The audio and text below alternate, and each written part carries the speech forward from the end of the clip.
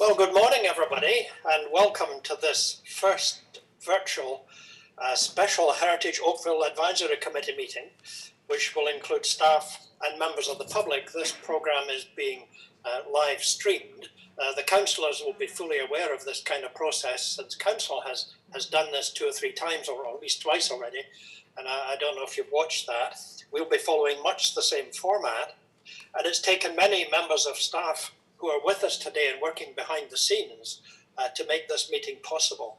I think it's important that we're having a meeting today because things are starting to open up a bit, and there's a lot of homeowners in our town who want to make good improvements to their properties, and part of the process is that they have to get a heritage permit. Now the building department has to do inspections and all kinds of other things have to happen, but these are beginning to fall into place. So it's important for us, I think, to clear off the backlog of applications that we have on hand. Now, we do have delegations registered to speak. These will be the homeowners or their advisors, their architect, and it could be a member of the public. And the clerk's department will advise if anyone has requested to speak, and they will manage the entry stage left, exit stage right. They will manage the appearance of people for us to hear. And any member of the public who's watching today and wishes to participate virtually may do so by visiting oakville.ca and clicking on the link found so that they can do the live streaming, or they could dial one of the listed phone numbers. So if you wish to do that, members of the public, go to oakville.ca. The agenda and materials are on oakville.ca under Town Hall Agenda and Minutes. Each of us has had the hard copy, and we've had the opportunity to read that. Now the process will be that committee members, we're all muted during the meeting, and should you have a question, I will ask you physically to raise your hand, and I will take notes. So we'll have a speakers list just as we do normally. Now, fortunately, I'm down in the basements because that's where I can get the desktop, and I've got an iMac 27, so I've got a big screen, I can see you. When presentations are being made, the presentation will pretty well fill the screen. You will see what you would normally have seen on the overheads, and the pictures of the members will be sort of down the side, and it's harder to see. So when the presentation's been made, I'm going to ask the staff then to take the presentation down so that I can then see you, and then I will ask if anybody wants to speak and run through the speakers list. Now having called the meeting to order, the next thing I have to do is to read in everybody who's present. So Russ Buckland, Drew Bucknell, Kerry Colborne, Councillor Cathy Duddick, Robert Ferguson, Councillor Dave Gittings, George Gordon, Daniela Hampton-Davis, Sue Hobson, Brenda Sweeney, and Jerry Tino are all here. So welcome, everybody. Now that everybody knows you're here, we'll go through the process, as I say, that I'll announce the item. There'll be a staff presentation. Committee members will be able to ask questions of the staff. The applicants or members of the public may address the committee. The committee members will have the opportunity to ask. It's just the same as the live meeting. And once the delegations have been heard, I'll ask if there's anybody else wishes to speak who may have indicated to the clerk beforehand. And instead of calling vote, you get a mover for a motion, but the process adopted now is I ask if anybody is opposed to the motion. So anybody who is opposed, they indicate that. And if I see none, or 1 or 2, then the motion will be declared carried. If it looks like an awful lot, we'll just have to deal with that when it happens and do a proper count. And if at any time you lose connection during the meetings, you can email the town clerk at oakville.ca to let the town know, and they'll pick up and do what they can technically to get you back online. We obviously have no regrets, so I don't need to ask the secretary if she's got any. Are there any declarations of pecuniary interest with respect to any matter on the agenda today? Raise your hand if you have. Okay, seeing none, we'll move on. The minutes of the previous meeting were distributed. That's our meeting of January the 21st, 2020. Happy days when we could all get together and it was person to person rather than pixel to pixel. It was so much nicer, isn't it? But this is the best we can do for the moment. So the minutes have been distributed. Can I have a mover? Kathy Duddock has moved that the minutes be adopted as distributed. Is anyone opposed to that motion? Seeing none, I declare that the motion is carried. Now, before we get into the discussion items, I'll just remind everybody that we make recommendations. Council actually disposes. And these recommendations that we make, I believe, go to the council. I don't know if it's P&D or a virtual council or what they're calling themselves now, but it's on the 25th of May. So if anyone, any applicant or member of the public or any committee member who wishes to be heard by council with respect to any matter, they should let the clerk know well in advance.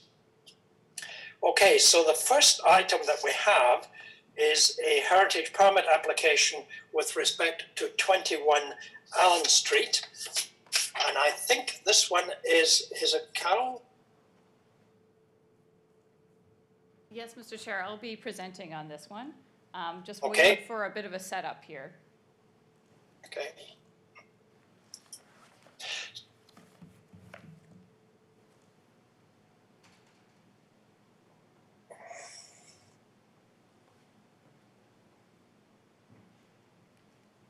Thanks. Okay, good morning, everyone. So our first item today is 21 Allen Street regarding the tea house on the property.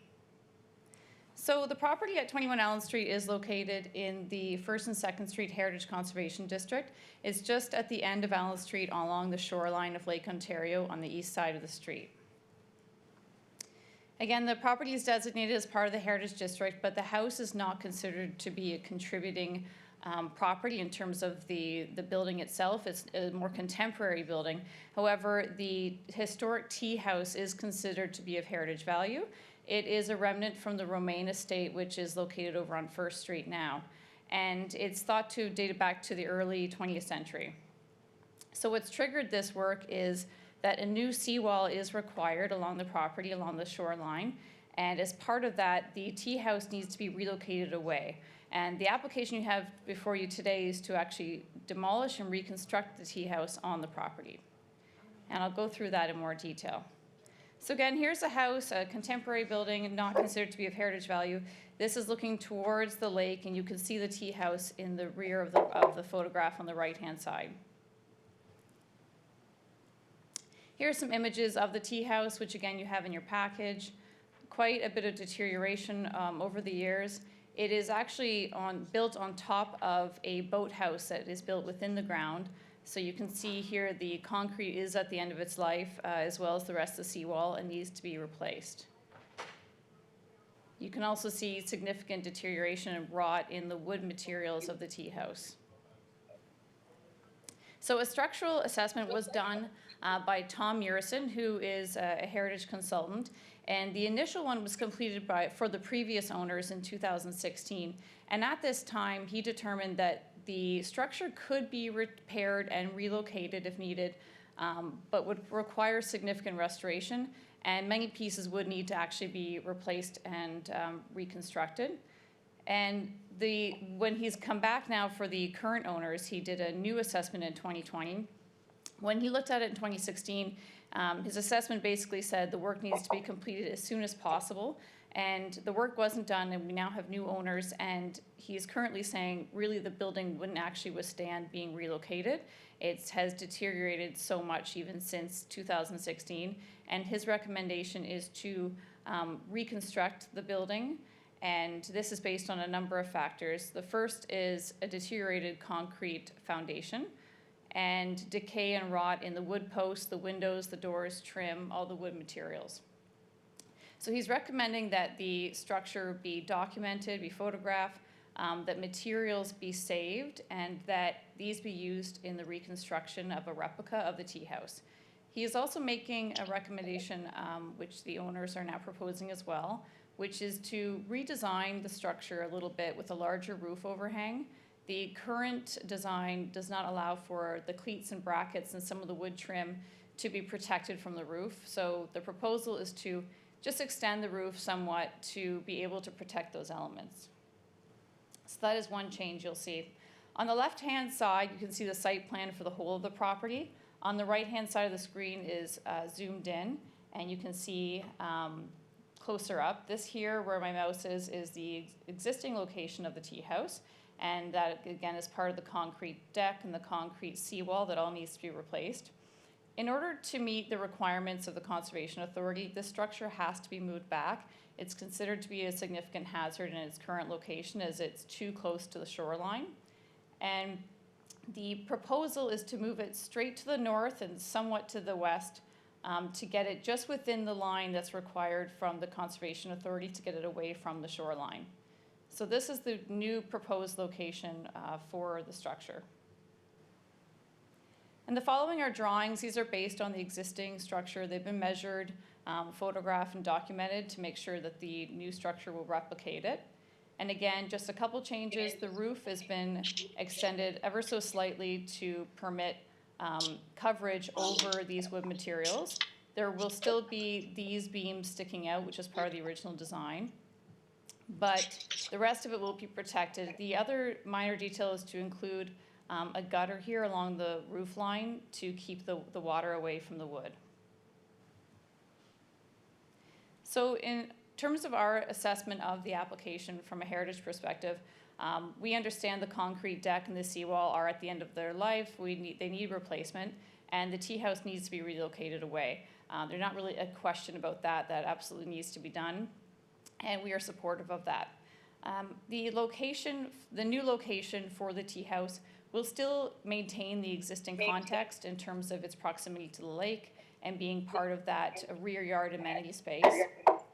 It will be reconstructed with new materials to match the existing, and again, the ultra roof line and new gutters will help protect the structure for the long term.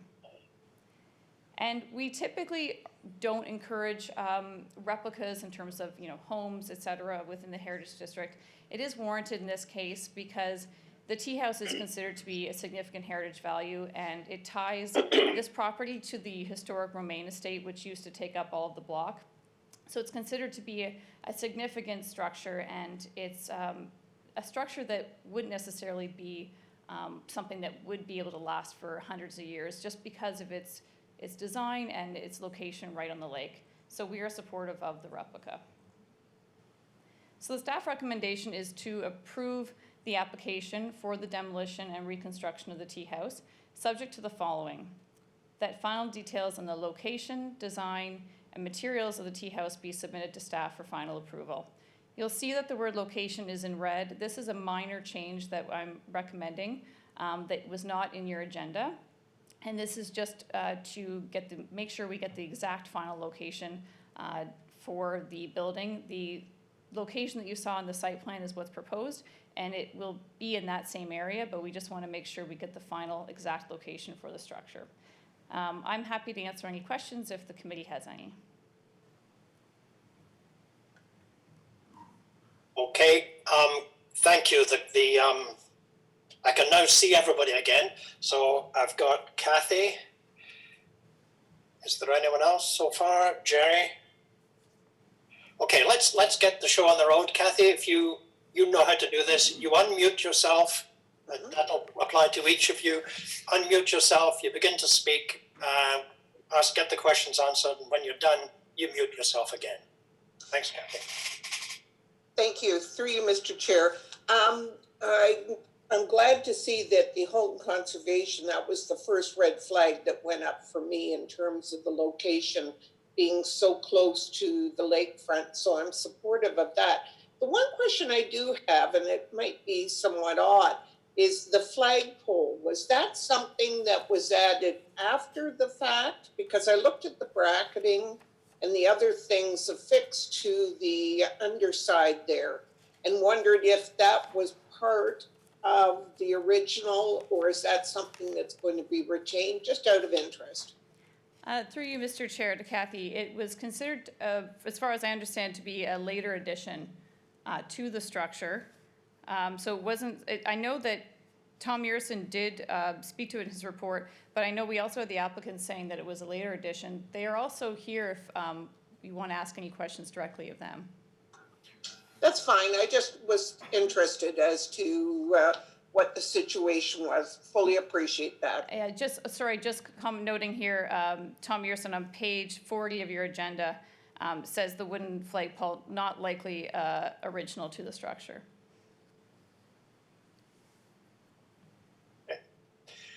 Jerry, if you unmute yourself and then ask your questions.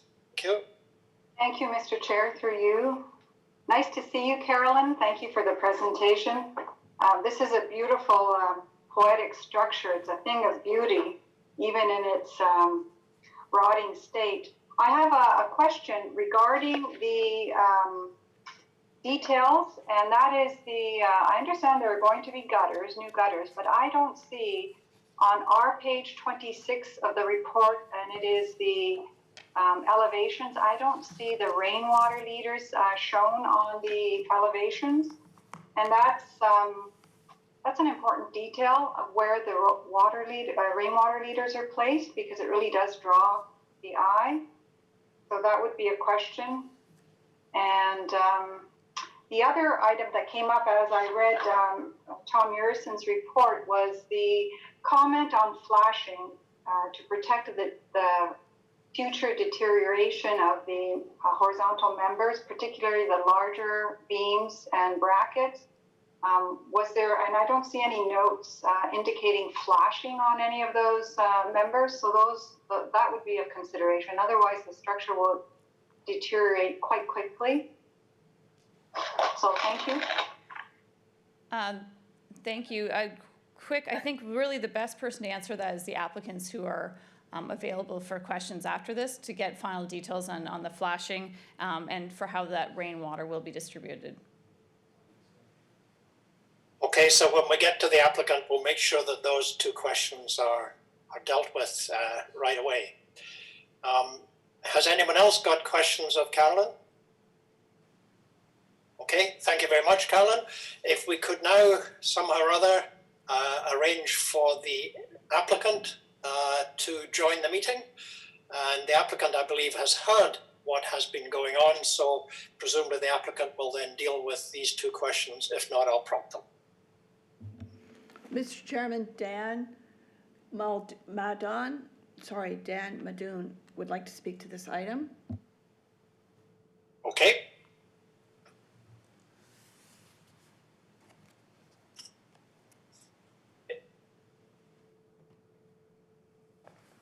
Is Dan going to appear? Dan.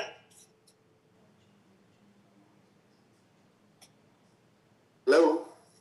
Dan, we can't see you, but I can hear you. Oh, you can hear us. Okay, great. Actually, our architect, John Wilmot, and I'd like you to defer that question over to John, if you could, please. Sure. John? Yes, can you hear me? Yes. Great, thank Did you you. get the questions that Jerry had asked about the downspouts and the flashing? Sure. We didn't prepare, good morning everybody, and good morning Jerry. Thanks for the question. Because this was a demolition application, we haven't prepared working drawings for the details going forward. The flashing detail is something that we would certainly do during our working drawings for the new structure. As far as the rainwater leaders, that will also take some thought when we look at grading plans. Ultimately, there may be a new house built here, and the exact location, I'm glad Carolyn was able to highlight that. What we've shown is a general location for the structure, and it'll be finalized through the process of site plan and whatnot. So that is that's sort of the stage we're at. So we'll be sure to address those things, but at this point, we haven't. Jerry, do you want to ask anything on that? Through you, Mr. Chair. Thank you, John. No, it's just that the concern would be for the verticals, and you appreciate the difficulty of trying to locate the architect's worst nightmare, trying to locate the rainwater leaders. So just a consideration, because it could make or break the beautiful visuals. Thank you. Okay, you're welcome. Thank you. Now, does anyone have any questions, other questions of the applicant? Nope. Oh, Councillor Giddings, unmute yourself and go.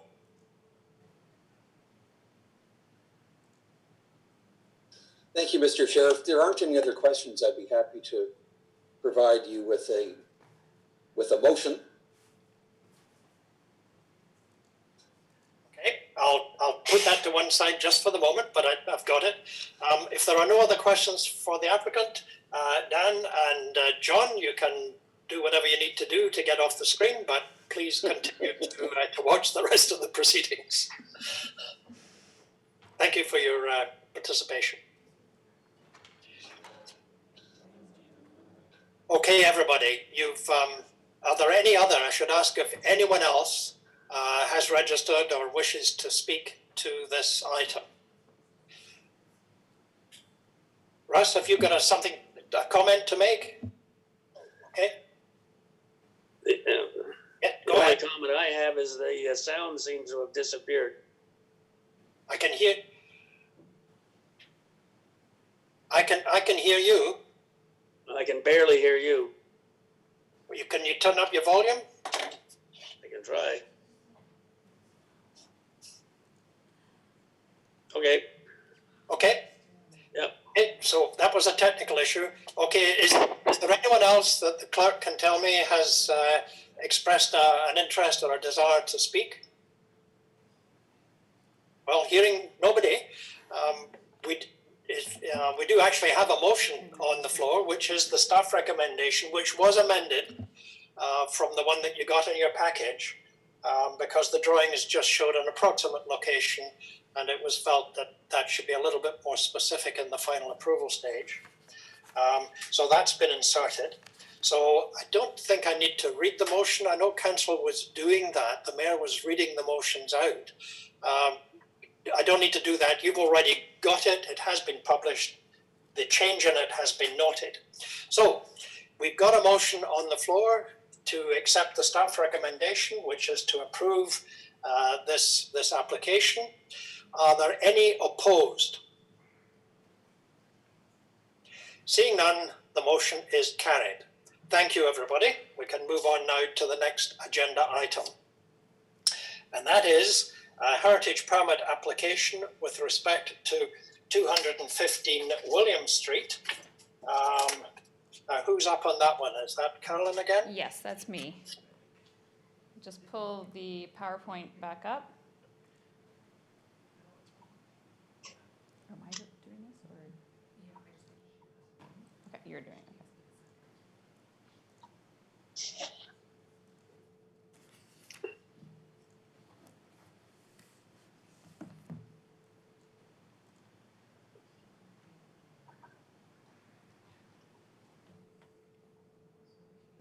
I can't do it from here. Okay. Okay. Bear with us. We're almost there.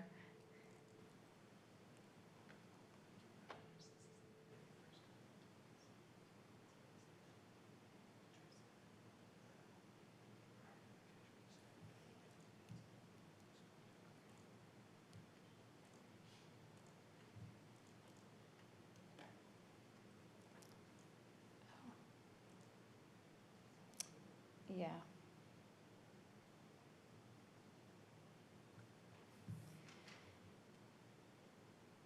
Oops.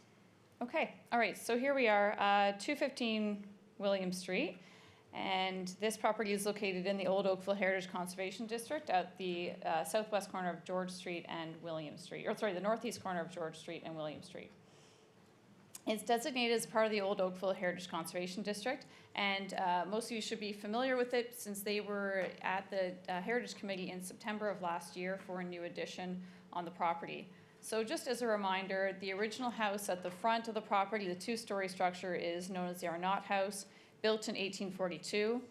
Later, there was a two-story rear addition constructed onto the back of the house in the late 19th century, and there were one-story wings at the rear built in 1967 and 1970, and then a detached garage in 1986. So the September 2019 approval was to demolish the 1970 wing and the 1986 garage, and was to construct a new two-story addition and attached garage at the back of the house. The current application that the owners have come in for is to reconstruct the late 19th century two-story wing and the 1967 porch as part of this. They began the work to restore the house and start construction for the new rear addition, and found significant issues with the structural integrity of the 19th century wing. And I'll go through that in more detail.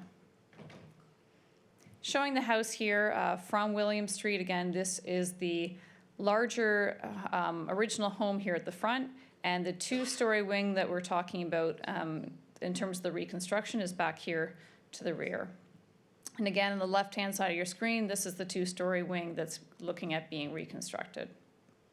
Another view of it here. This is the 1970 wing that was already approved to be removed.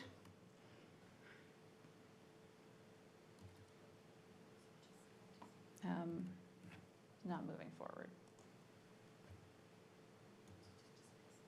It's not moving? No.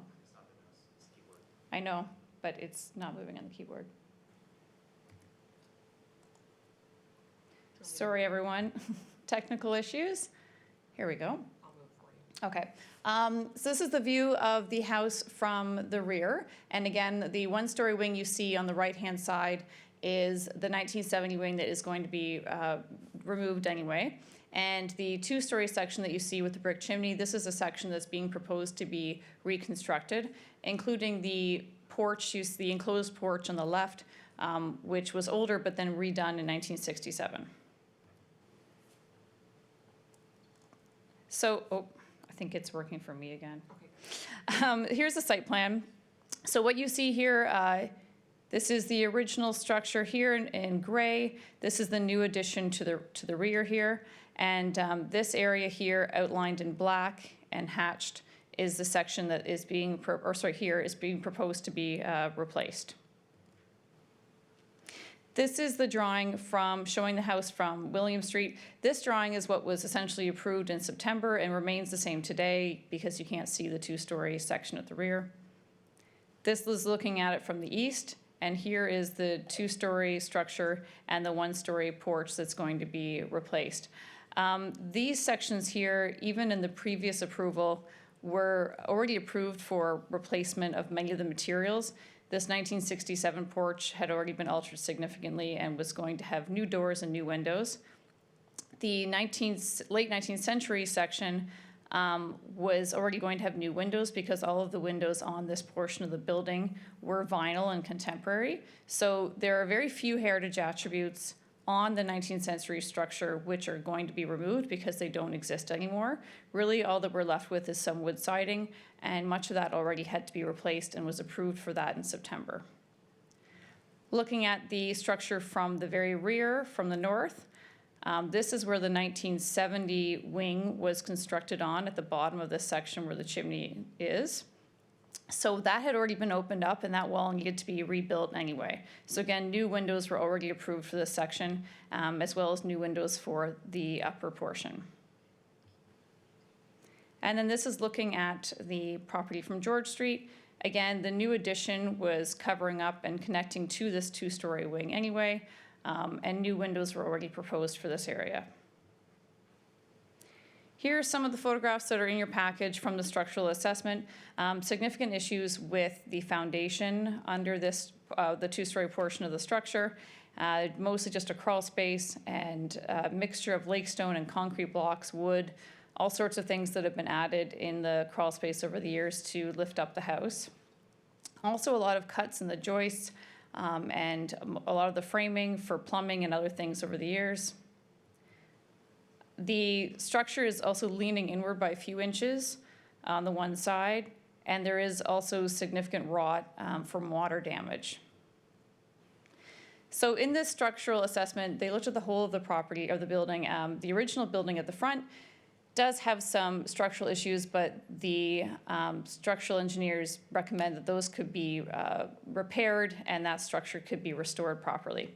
However, for the 19th century structure and the 1967 porch off of it, it was found that the foundation is in extremely poor condition and beyond repair. There were broken and cut joists, undersized roof rafters would have to be replaced, rotten decking and studs, and again, the northwest corner of the structure is leaning by a few inches. And all of this was magnified by aging, poor maintenance, neglect, and poorly done renovations. So in terms of our assessment of this application, we are supportive of this proposal. The original 1840s portion is going to be retained and restored as previously proposed, and the reconstruction of the rear wings will help ensure the long-term conservation of the house. And again, the appearance of that structure will still remain the same as what was approved in September. Most of the materials on the rear wings were previously already approved to be replaced, again, because few heritage materials on that portion of the structure exist still. And the house will still maintain its historic appearance and continue to contribute to the cultural heritage value of the district. So the staff recommendation is for that the application be approved for the reconstruction of the rear wings of the house, subject to the following: that all new windows on the reconstructed wings be 6/6 wood windows, and that final details in the windows, cladding, and doors be submitted to staff for approval. And I'm happy to answer any questions, and we also have the applicants here for this one. Good, thank you very much, Carolyn. I can remember, those of us who still remember site visits, a number of us were able to go down and see this project at the beginning, but see the project when they had discovered all of the terrible things that they discovered when they stripped away the plaster. And the building was essentially unsafe. I think the architect and the owner were quite worried about us tramping around it in case we didn't come out again. So anyway, and I'm right in thinking that this is coming back to us not because they have decided to make significant changes to their plan, but rather this has been forced on them by the situation that they found in the building. That's correct. So are there any questions of Carolyn on this application? Okay, seeing none, thank you, Carolyn. Now, I believe that the applicant has registered to speak, so I could ask our technical experts if they could make the applicant available to us. Mr. Chairman, the applicant has not registered on this item. Okay, so, okay. Councillor Giddings, did you want to say something? Sorry, Derek, Kathy, you're both together on my screen. Mr. Chairman, easily confused. It's the beard. I just wanted to propose a motion to approve. You guys are cutting Excuse right to me. the chase this morning. Mr. Chairman, I do have Terry Martino now who would like to speak on this item. Okay. So if Terry wants to speak, then let's hear him.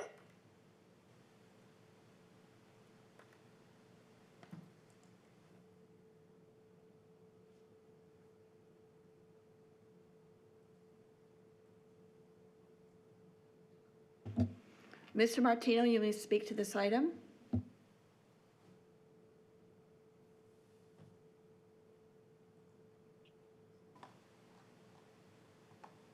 Are you set up yet, Terry?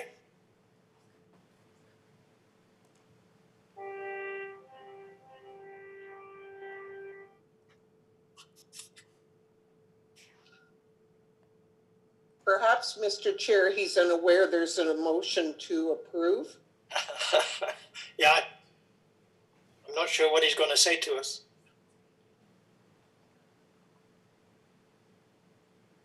Madam Clerk, is he still trying to connect? Or has he just simply indicated that he would speak if Mr. asked? Chairman, I believe he's still connecting. Okay.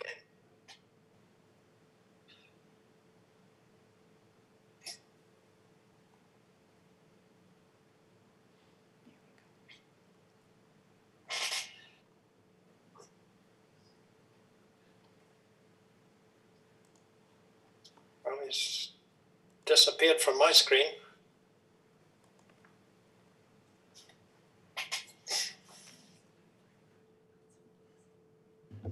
Mr. Martino, can you hear us?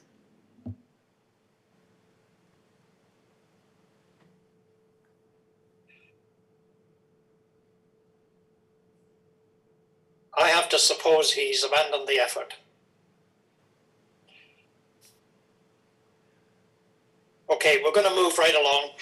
If he does appear and has something really pressing to say, we can let him speak. So we've got is there no one else who wishes to speak to this item from the public? Okay, we're confined to the board. We actually have a motion from Councillor Duddick on the floor. Is there any further discussion on that motion? No? Okay, so the motion is that we approve the staff recommendation. Is there anyone opposed? Seeing none, I declare that motion carried. The next order is the heritage permit application for 68 to 70 Navy Street. And Carolyn can stand down for this one. Sue is in the batting order for this one. So somehow or other, Sue will join us from home. There she is. Okay, Sue, off you go with your presentation. Thank you, Mr. Chair. Actually, Carolyn's not off the hook here because she's going to be the one who's helping me, I think, get through the slideshow presentation. So I'll just be indicating next slide to her when I need that to happen. So just waiting to get that presentation up on the screen and we'll get going in a sec. Come on. Sorry, no, can I do it? Yeah, you can. No, I want to be able to do all of it because otherwise I have to go through every single slide. I can't, it's not, I don't have any mouse? Oh, okay, never mind. Okay, you just do it. I'm just trying to avoid having to go through every single slide. So, yeah, one more. There we go. Okay, thanks. Oh, no. Which one is it? It's keep going. Past Allen, yeah. So after the next blank space. Okay, and this one. Oh, Deja vu all over again. all right, here you go. Sorry, Sue, go ahead. No, that's great. Thank you. Okay, so we're here with the heritage permit for 68 to 70 Navy Street. Mr. Chair, you mentioned before that if we all kind of look back to the days when we were able to do site visits, some of you may remember a heritage permit for this property coming in that the committee addressed in 2017. So just as a refresher, the property at 68 and 70 Navy Street, it's 2 units, semi-detached, that are designated as part of the Old Oakville Heritage Conservation District. If we could go to the next slide. So the property contains a property that was built partially in 1859. It's known as the Jeremiah Hageman House. However, there have been numerous alterations made to this property over the years, including the front portion of the house has been clad in aluminum siding. All of the doors and windows have been, the originals have been removed, and what's currently there are usually more modern replacements. So the application before you today is revisions to the heritage permit that was approved in June of 2017. So we'll just go through a couple of photographs of the house as it is today, just to refresh your memories, although I'm sure some of you do remember being out on that site visit with us. So this is looking at the front elevation on Navy Street, and we'll just click through the next couple of slides to kind of take you around the property. So there's a one-story modern addition located at the north, on the side of the north unit. And then going around, I believe, to the rear of the property, you can see the kind of two separated units there with one of the sections of exposed lake stone foundation. On the other unit, the stone has been painted over, but it is still there. And we'll click through again. This is the south side of the property, which is actually very close to the neighboring unit property line. So we'll go through to the next slide. And so what we have here is a site plan for the two units. This is also included in your agenda package, and you might be able to see the details in that package a little bit better than they are on screen. But one of the reasons why we've included this as well is so that you can see, again, how close this building, 68 and 70 Navy Street, are to the properties that kind of border its southern property line as well. So we'll go to the next slide. The applicant has provided actually, I think, a really good package that includes an image at the top of what was approved in 2017, and then we can see the changes that are proposed in this application below. So the 2017 application, just to kind of general terms, I'll give you an outline of that. It proposed the removal of that one-story addition on the north side. It created new rear additions for both units, 68 and 70. There were going to be replacement wood windows and doors because, as I noted earlier, there weren't any original windows and doors remaining. They proposed the restoration of the stucco on the front elevation because right now, as you saw in the photographs, it is clad in aluminum siding. And it also proposed a couple of alterations to the southern unit to create a slightly more symmetrical appearance between the two because there had been some windows added in that were very clearly probably 1950s, 1960s modern additions that threw off the balance of the house. And so what we're looking at in the revised application before you today is some more contemporary detailing put into the new portions of the application.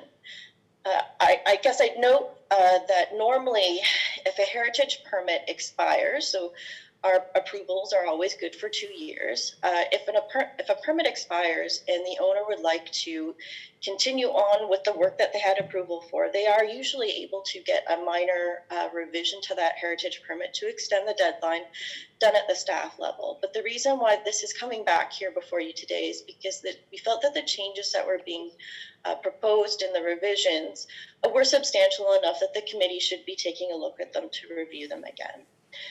And so on the front elevation, you can see that those highlights that I pointed out of the 2017 application, they're all still there. So we're still removing that north addition. We're still restoring the stucco on the front elevation. But we're removing some of the, I guess, more traditional kind of inspired details, especially you'll notice in the porch surrounds and overhangs, and in the two kind of flanking additions to the original portion of the house. And so instead of having a 9/1 window in over top of those two garages, we're just doing a simple 1/1 sash to kind of simplify that and allow it to be pushed to the background a little bit. So this really does let the front elevation, the original portion of it, I think, shine through a little bit more. But you could go to the next slide. And so what we're looking here is the south elevation. And the primary change here is that there's a slight change to the rear roof line of the addition, but also they've simplified the cladding materials in the windows as well to provide a less busy elevation because as we noted before, this elevation, the south elevation of this property is quite close to the neighboring properties. And so we've removed some of the windows there to increase privacy between these two neighbors.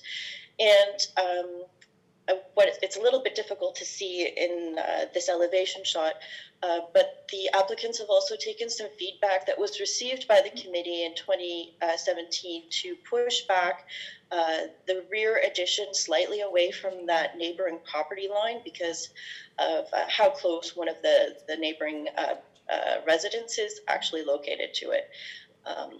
And so, yeah, we'll move forward to the rear elevation slide, the next slide, where you can see that the glazing has been increased on this elevation to create certainly a more contemporary look, but slightly simplified as well, especially on the northern unit, where you can see that the muntin divisions have been removed, and we've got the introduction of a set of doors there that replace what previously used to be 3 windows.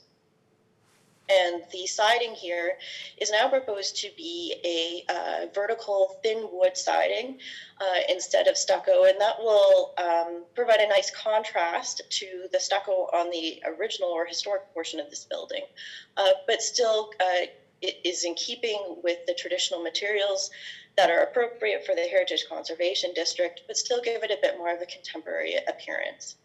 We can go to the next slide. And here we have the north elevation. So this is currently where that 1-story addition is located. You can see, again, we've simplified the siding so that it's simply vertical siding rather than a combination of vertical siding and horizontal siding. And the windows themselves have been simplified as well.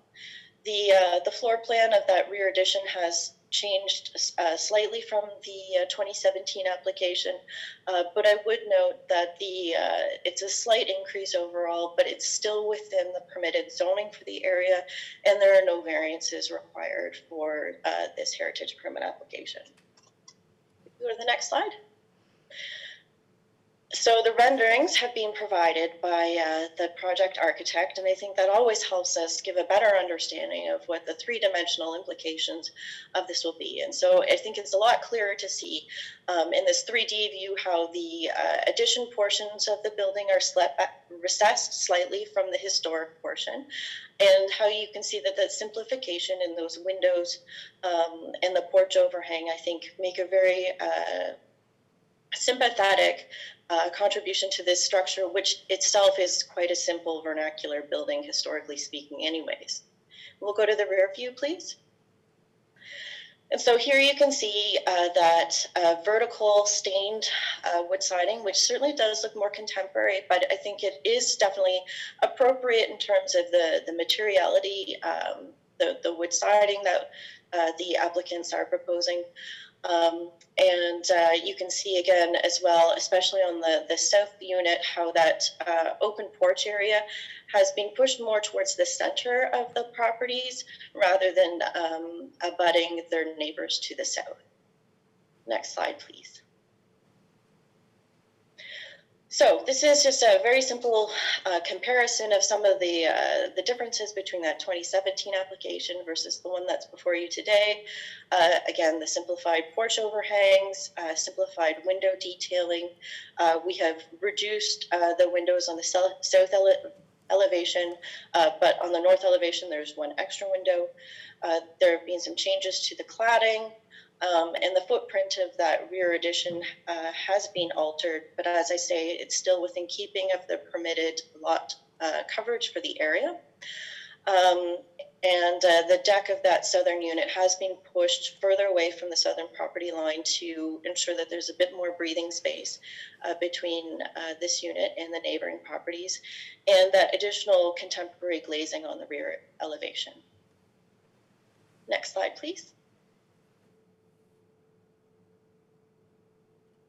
So the overall heritage assessment in regards to looking at the proposal against the guidelines of the Old Oakville Heritage Conservation District, the scale of the addition hasn't really changed significantly since what you saw in 2017.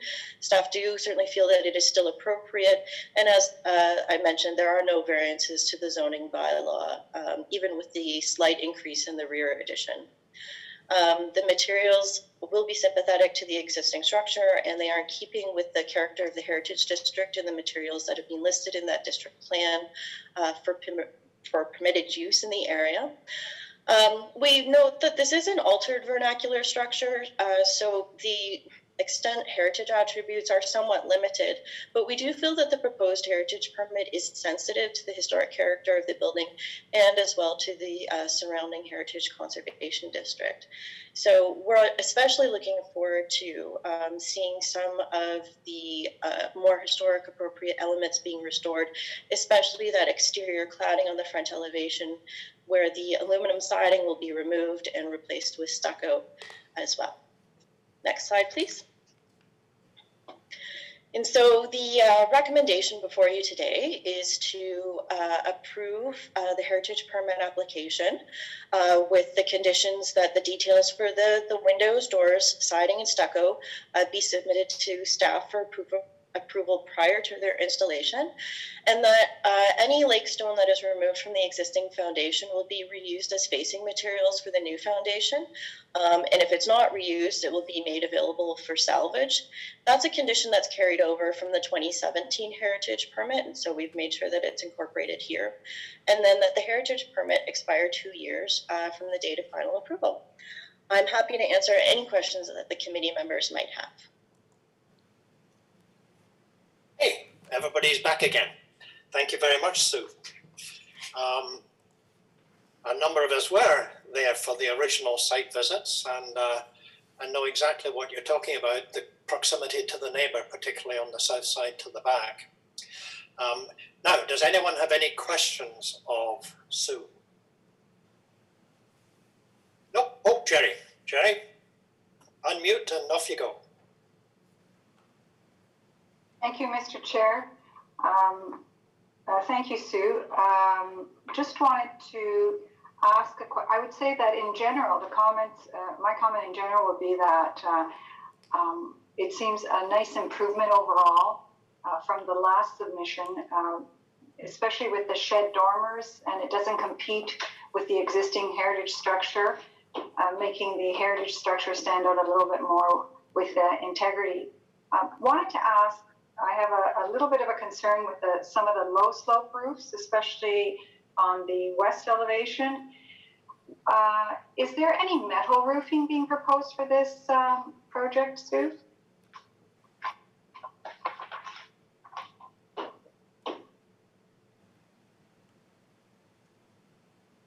So your sound is still muted, Sue. There you go. Sorry, I'm going back and forth electronically from the staff report to our presentation here. I do believe that there is some metal roofing, but I think if Rick Meteljan, the project architect, is on the line, I know he did register for today. I think he might be able to help explain some of those low slope roofs. We did avoid I believe completely flat roofs. That was some of the feedback that was provided to Rick when he came forward with some of these revisions. We went back and forth on quite a number of details. For example, the very thin vertical wood siding on the rear addition was originally proposed to be some sort of kind of contemporary material, panel material, and so that was one of the things that they were certainly more flexible on. But I think I'd feel more comfortable at this time with Rick answering that question, if that's okay. Okay, Jerry, shall we hold that question and ask it of Rick when he comes up? Okay. Any other questions of Sue? Yes. I can see you, Brenda. There you go. Unmute and off you go. Thank you, Drew. Thank you. Hi, Sue. I just want to echo Jerry's comment. When you showed the renderings there, It looked like there was metal roof coming down over the doorways and over the two additions, the north and the south additions. And I didn't find those to be in keeping with the style of the overall property and where it seems we're trying to go. So that's the one objection I would have. Okay, we'll bring that up again with Rick when we get to him. Okay, no other questions then of Sue. So if the technical experts could perhaps make the applicant or the applicant's representative available to us, then we'll go on from there. I can see Rick is signing on.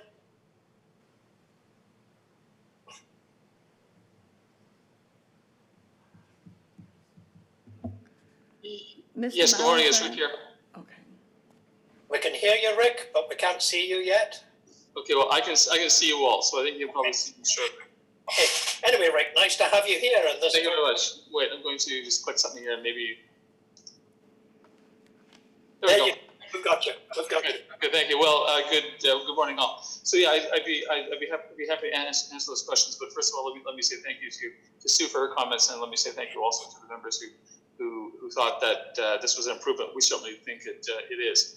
In regard to the metal roofs, yes, we're proposing metal roofs on the on what are functionally the new parts of the building. So you're right. On the front elevation, you saw closest to you the part above the garage, proposing that in metal. And we're proposing the new shed dormers to be metal, and we're proposing the new shed roofs over the front doors to be metal. And the reason for that is to simplify it, to make it cleaner, and to make more of a contrast between the existing building and the new. And the new building would continue to be asphalt shingles. In terms of the low slope roofing at the rear there, we could do that in metal. I think that you likely wouldn't see it from the street. Or from the rear yard, or from Water Street and so on, given the angle of that, because it's a pitched roof, but it's a very low pitched roof. So it would seem to make more sense to do some kind of rubber sort of membrane there. But certainly, if that was visible, then I would like to see that done in metal. But honestly, I don't think it'll be visible. I would sooner do that in some kind of a membrane type roof. That would be my answer to that question. Okay, and I know when we were doing our extension, which was very low slope, the roofers don't like metal if it's too low a slope. Yes. You get too much of a buildup of condensation underneath it that doesn't run off, and your roof just won't last. So you're better with a membrane flamed on. Okay, does anyone else have any questions to ask of Rick? Okay, thank you, Rick. You don't need to go away. You can still be around, but the techie people might take you off the screen. Okay, well, I want to do that personally. Thank you. Okay, is there any other member of the public or anyone else registered to speak on this item? Madam Clerk, nobody? No, Mr. Chairman. Okay, good. So we're now confined to the board. Any discussion on this? Can I have a motion?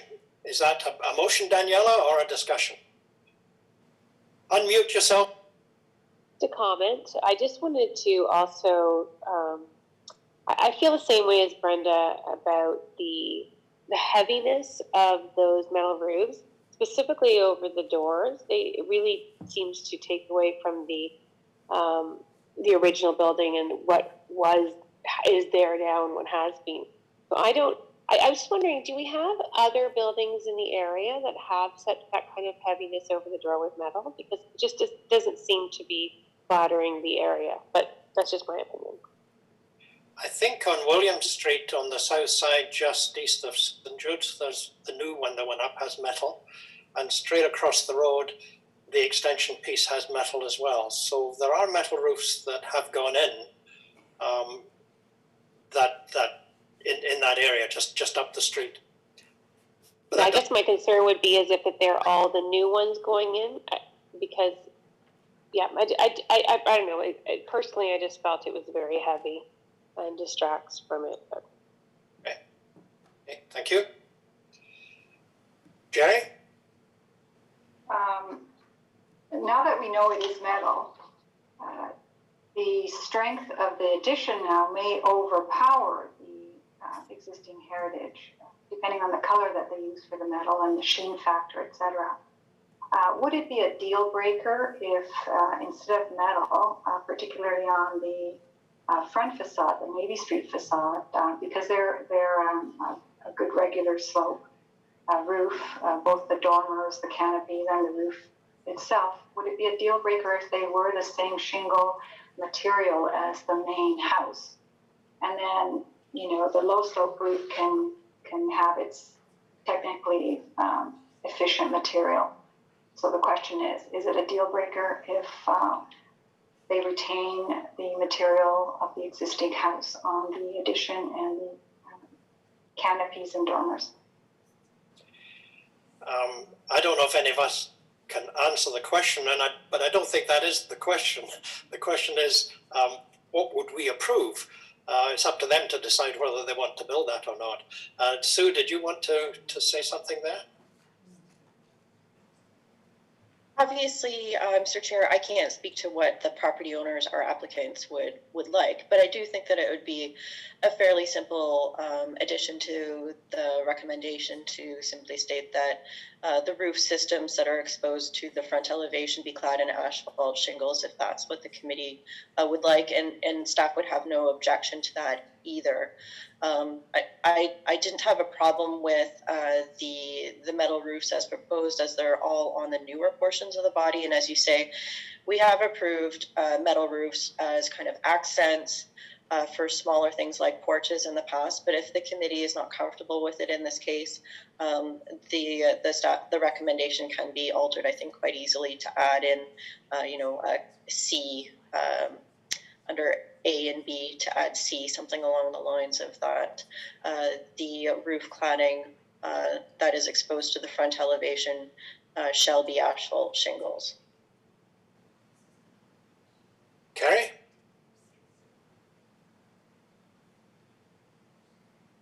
You've got to unmute yourself.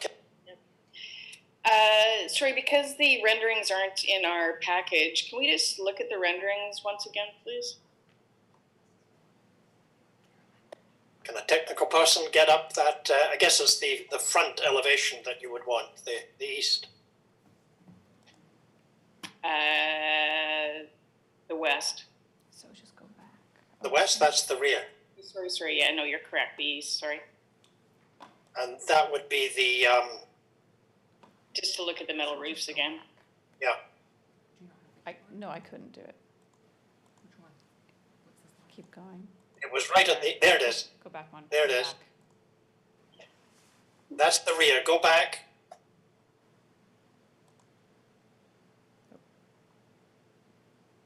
Sorry, Mr. Chair, which slide did you want to see?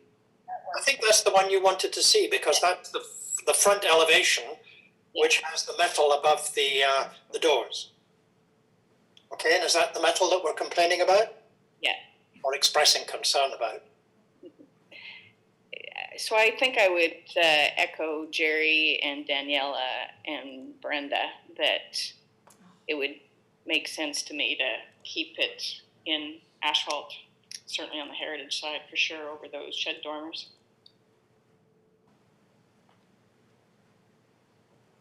Okay, so everybody has seen that now and they can see the metal. Now, and does that include the metal not just above the doors, but above the dormers on the north and south extensions? I think it would look better personally if the whole front elevation was all in the same roofing material. Okay. Okay, can we take the slide down now? Everybody's had a look at it. Okay, Sue? There we go. Did the unmute work? I can hear you now, Sue. Okay, great. I rather like the metal roofing. I realize that a lot of these things are a matter of taste, but it certainly works for me in the rendering. I feel it doesn't, it's simple, right? It doesn't counteract in any way, and it fits with vernacular in its simplicity, so I'm quite happy with the metal roofing. Okay, thank you, Sue. Okay, we do have only a draft recommendation. There's no motion on the floor yet. We have the staff recommendation, which has just parts A and B to it. So that would be leaving that rendering as it is, and that would be as it is proposed. So I think what I'll do is I'll ask somebody if they would move that for me. Or does nobody want to move it for me? Okay, Councillor Duddock has moved it. So we've now got that now as a motion. So what I'll do now is call the question, and if that motion goes down, we'll get to the next one. Okay? Does that sound okay to everybody? So we'll ask if anybody is opposed to essentially what is the staff recommendation. So I've got one, just keep your hands up. 1, 2, 3, 4. I have 4 opposed. 5. That is not a majority. I declare that the motion then is carried. Mr. Jerry? Chair, just to make a There were note, there were 5, 5. Drew. There were 5. There was Carrie, Brenda, Daniela. Okay, did I miss one? Let me go back to count then. Any opposed? 1, 2, 3, 4, 5. Okay, so that would, okay.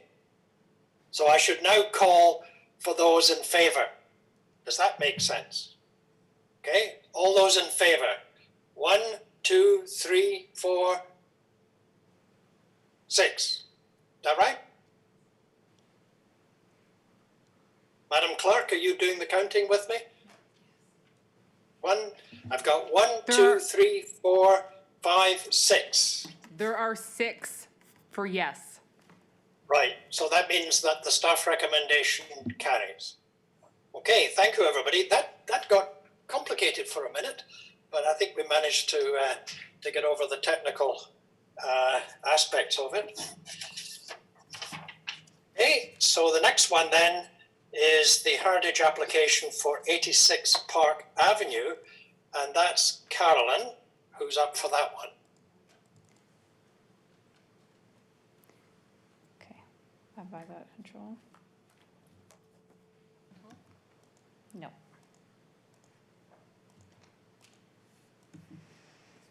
Yep. Okay, thank you, Mr. Chair. So the next one is 86 Park Avenue. This is located on the south side of Lakeshore Road East on Park Avenue, just east of downtown. And while we have the location map up, I'll just try to make it clear here. This is a building that's designated under Part 4 of the Heritage Act. So it's individually designated for one building that was originally one structure, but is now located on 3 properties. And those 3 properties are 86 Park Avenue, the subject property, 88 Park Avenue, and 474 Lakeshore. But the property we're looking at today is 86 Park Avenue. So the house is known as the Broxton House. Again, it was individually designated in 2013, and the original house was a 19th century home that was renovated in the 1920s with a Tudor revival style. And it's got significance for that design, but also for its use as a building where children were sent during war times. So the building, again, is currently divided into 3 homes, and we're looking at 86 Park Avenue. And the current application is to add a 1.5-story garage addition with a 1-story mudroom linking that addition to the existing house. And part of this work also includes the restoration of features on the house. Can I get control somehow?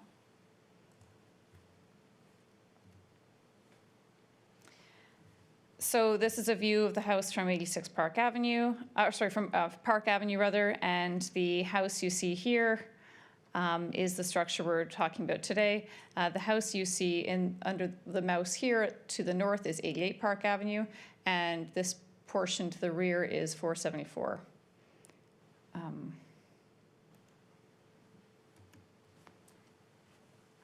really need control. I can't do anything else. Okay, so bear with us. So this is just a closer up view of the house. This is the original porch at the front, and part of it which was enclosed at a certain point, and there are alterations proposed to this portion of the house. So looking from the south, again, I've just shown this dotted orange line to show you that The only portion of the house we're dealing with is to the right, and to the left is the 474 Lakeshore. And the proposal is to add the new addition here to connect to the existing house. This is just a closer up view. And this is an older photograph from the 1940s, looking from the south. And again, we are just looking at the portion on the right side of the dotted line. The original porch is shown here in this older photograph with all the railings. Those no longer exist. The owners are proposing to restore them back on this porch with these doors entering onto that small porch. But the rest of this here has already been removed, and this has already been replaced with the enclosed porch, and that will be renovated as part of this application. So the larger site plan is on the left-hand side. This just shows the laneway going to the back of the property. Looking on the right-hand side of the screen, you can see a closer up of the site plan. And the existing 86 Park Avenue house is right here, and this is the proposed new addition. This is looking at the new addition from Park Avenue. Again, this is the existing enclosed porch with new windows, a new one-story portion that links to the 1.5-story garage addition here. On the existing house, looking at the restoration of the stucco, the wood trim work, the windows, and the front porch materials. The new addition is more contemporary in design, but with traditional materials, so looking at vertical wood siding, more contemporary aluminum clad windows. This is looking from the south, so again, this is the historic house on the left, and the hatching here is showing where the one-story new wing will attach to the house. And then this is looking at the south side of the garage addition. Looking from the interior of the property from the west, this is, these are the new glass sliding doors for the one-story linkage and the new glass windows in the rear of the garage portion, which of course also includes living space. So the new addition and height has been purposely pushed away from the historic house. So the most of the massing is away from the historic house. The design is more contemporary, so it is distinguishable but compatible because the materials are traditional materials. And the historic house is to be restored. And I would just make a note here again, this is not a property that's designated as part of a heritage district. It is individually designated. So the goal here is to ensure that the heritage attributes on the existing house, which include the stucco, the windows, the wood trim work, are restored, and that is what's proposed. And the other goal is to make sure that any of the alterations do not have a negative impact on the historic house. But we are not looking for the same level of details to be provided that we would look at for a heritage or a heritage district property, rather, in terms of all of the types of windows and details that would be on the new addition. So the staff recommendation is that the construction of a new addition and alterations to the house be approved, subject to the following: that final details on the new cladding, windows, and doors be submitted to staff for final approval. And I'm happy to answer any questions, but we also have Terry Martino here representing the owner as well. Hey, thank you. Good, we're all back again. Does anyone have any questions to ask of Carolyn? Okay, no. Right, well, do we want to arrange then? Do you want now, Jerry? Good, Jerry has a question, off you go. Thank you, Carolyn. Through you, Mr. Chair. I was having a little difficulty understanding our page 104, the rear elevation west of the new addition, but I think you clarified it by saying it's a section through. Could you just clarify that for me once again, Carolyn, that rear elevation west of the new addition that has the mudroom little element, the horizontal element, and then it has the gable structure with windows instead? I don't understand that. Is that a view from exterior or a section? Because I don't see any roofing detailing on that. Sorry, Jerry, you're speaking of page 104? Yes. So yes, so this is it is the rear view of the structure of the two new sort of wings that are being proposed. To get into terms of details of the roof line, I would ask that we look to Terry Martino for those answers. You're right, though, that the roofing in terms of like the soffit and the fascia on the front elevation is different than it is on the rear. I think that's a detailing of the architecture that they're looking for, a very streamlined look on the rear. But if we could get Terry to answer that question, that would be more helpful. Thank you. Okay, Jerry, we'll have that question answered by Terry. So if there's no other questions of Carolyn, perhaps the technical people can get Terry on the line.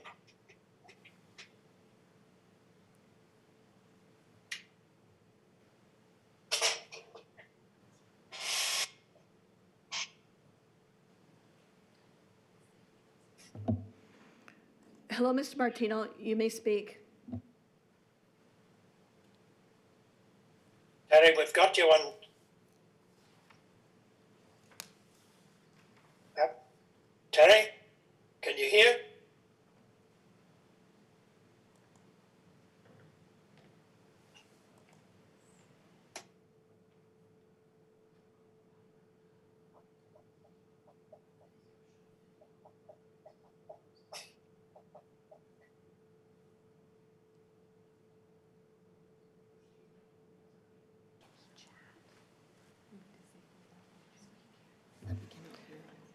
Mr. Martino, we cannot hear you. We can't see you either.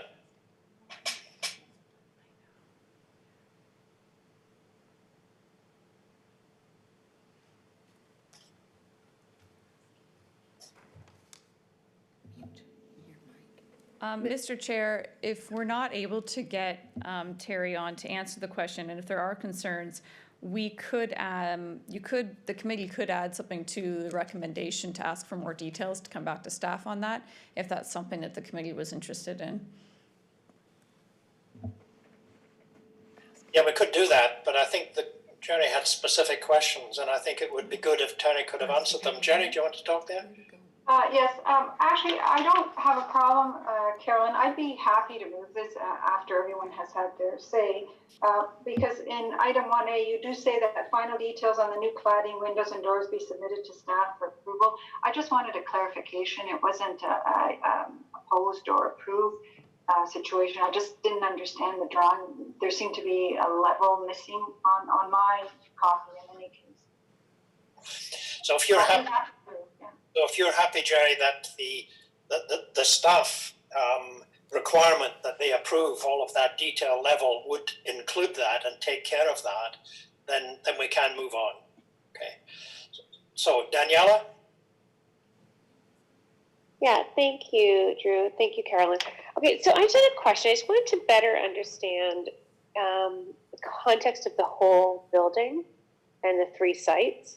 So I guess my one concern, I'm assuming this has all been considered, like as this property evolves and the owners of the other pieces of the property make decisions, how does this work in the totality of the area, the building? And how do we ensure that this actually suits future plans for other parts of the building? Like I would think you would kind of make sense of some kind of master plan around the building, or are all the neighbors really comfortable? Have they been, because it's so much closer than a typical neighbor, has everybody been a part of this consultation? Just thinking about the future and the restrictions that this creates for the building. Through you, Mr. Chair, to Daniela. So I'm not sure in terms of the owners, if they've actually reached out to the neighboring properties. I wouldn't be surprised if they have. We don't require it from our level. The reason being is that the changes that are proposed are not on the actual structure, the historic structure itself, and they're all away from the historic structure. We don't have an intention of requiring all new additions on all 3 properties to sort of match and blend together. The real goal is to protect the actual heritage structure itself. So the original structure within the 3 properties and the restoration and protection of the heritage attributes. The other thing I would note is that on each house, there have been changes over the years done by different owners or by one earlier owner when it was all under one ownership. But over the years, all of the portions of the building have evolved and changed. But the goal really is to protect the Tudor revival features of the earlier structure on all three properties. And so that's what's being proposed here, which is why we're supportive of it. But you will see different additions, over the years, or changes done to the house. The other thing I would note is that when you're looking at this house from Park Avenue, where the new addition will be, that won't be, you can't see 474 Lakeshore from there. It's really on the whole other side and facing Lakeshore. And then 88 Park Avenue is to the right and is far away from the addition. So it doesn't have a significant direct impact on the other portions of the house. But again, the real goal is just to make sure that the Tudor Revival home is protected on all three lots, if that helps. Okay, Daniela? Good. Okay. Any other questions or discussion? Brenda? Unmute and off you go. Thank you. Thank you, Drew. I just have a question, Carolyn, about the drawing on page 101 at the bottom, where it has new wood siding that's sort of running horizontal, and then it skips a part to the left when it moves to the new building. And then are those stairs under those doors, or is that a different kind of siding material? So under the door, you're speaking about the new door right next to the garage addition? Those are new stairs. So those are stairs, and then there's vertical siding. Then you go to the right, there is horizontal wood siding along the bottom, and then you reach the existing stairs on the house. So is that saying then that there would be two different types of siding plus stucco on that side? You'd have the vertical siding, the horizontal siding, and stucco on that side of the building? So the original house has the stucco, and the new addition is all vertical wood siding. And then the horizontal wood siding, it's really more of just a banding along the bottom of the porch, because that is the original porch as well as the enclosed portion of the original porch. So it is siding, but it really is more of kind of banding along the bottom of that portion of the house, if that helps. Thank you. Okay, good. Is there any other discussion? Is there anyone else that the clerk knows of who would like to speak on this matter? No, Mr. Chairman. Okay, good. Okay, so it's back to us. Is there any other discussion? Can I have a motion? I've got a motion from Councillor Gittings, and I guess that motion is the staff recommendation. Okay, so we have a motion then to approve the staff recommendation. Is there anyone opposed to that motion? Seeing nobody opposed, the motion is carried. Thank you very much, Carolyn. And we'll move on to the next item, which is the coach house at 114 King Street, and that's Carolyn again. Thank you, Mr. Chair. We're just going to bring up a new PowerPoint for this one.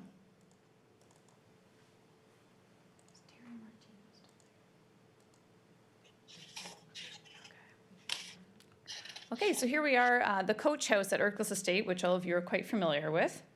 This is an exciting town project we have for you today, and we're happy to see things moving along with this one.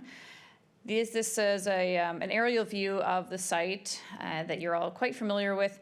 Again, today we're really looking at the northeast corner, which includes the coach house, and portions of the landscaping around it, between it and the Historical Society buildings and the Oakville Museum structure. So the site was originally designated in the 1970s, but more recently, last year, the whole of the property was designated as a cultural heritage landscape. And in addition to the museum building and the Oakville Historical Society cottages, the property contains the 1899 shingle-style coach house, which we're looking at today. And this structure was the original coach house and gardener's cottage for the Ercles Estate. And the town now has plans to rehabilitate the building to open it up to the public as a multi-use space associated with the museum. And so the current application you have before you today is to rehabilitate the interior of the building, install new doors at the south entrance of the building, and to reconstruct existing porches and patio and install new pathways. So I'm going to break it down into these three different sections. First, starting with the interior alterations. I would note this is not something we usually look at, but with the designation of the CHL, we did include interior heritage attributes within the coach house. as well as the other buildings on the site. And so I've split it into two sections. The building really is split into two physically distinct sections, and that is first the gardener's cottage and secondly the stable. And the approach is different in each section. So with the gardener's cottage, we're really looking at a restoration of the interior. This was a residence and most of the original features do remain. The proposal is to have it as an exhibition and interpretive space on the main floor and administrative support on the second floor, which won't be accessible, so it will remain used by museum staff. The approach in the stable is the restoration of the few remaining features. This was really a stable like a barn, and in the 1990s, the town did work on this portion of the building by adding insulation and drywall. And when they did that, they drywalled over some of the few remaining features, which hopefully is a positive thing because it's protected those features, and the proposal to expose those and to restore them and make them visible again. The application also includes the installation of new insulation and drywall, just to make sure all of that work is up to code, as well as a modern bathroom and kitchen facilities. And the goal is to use this as a multi-use space for private and public events and activities. So here are some images of the gardener's cottage from the inside. Again, it's a residence, and most of those features, like the wood trim, the stairs, have been maintained. The kitchen, which is here in the top middle view, does not have any heritage attributes really that were included in the designation. That room has been altered over time and will be an exhibition space. I would also just note on the bottom left another change that you'll see here. I'll show you in the floor plan view, but at one point the bathroom, which is located back in through this door, was expanded to include a tub in the mid-20th century. The proposal is to remove that tub and restore the original powder room back to what it really originally was. So looking at the floor plans, you've got existing on the left, proposed on the right. Again, you can see the bathtub here. That's going to be removed, and this wall is going to be reconstructed. As well, there was a second door put in here, and the original door of the bathroom was closed off. That original door is going to be reinstated. The door itself is still there. It's just going to be made to function again. And then this new wall will be put in. The kitchen will be exhibition interpretation space, again, with none of the cupboards. Those will all be removed. Those aren't considered to be heritage attributes. The living room will remain basically the same, except for it'll be enlarged with that removal of the bathtub. And then the stairs, trim work, etc., will all remain as well. And some changes are proposed to the porch, which we'll get into later.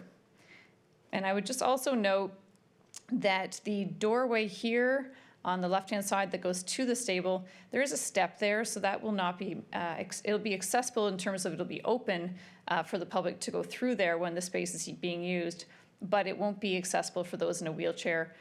They will be coming through the front door because the intention is to make all of this front porch accessible.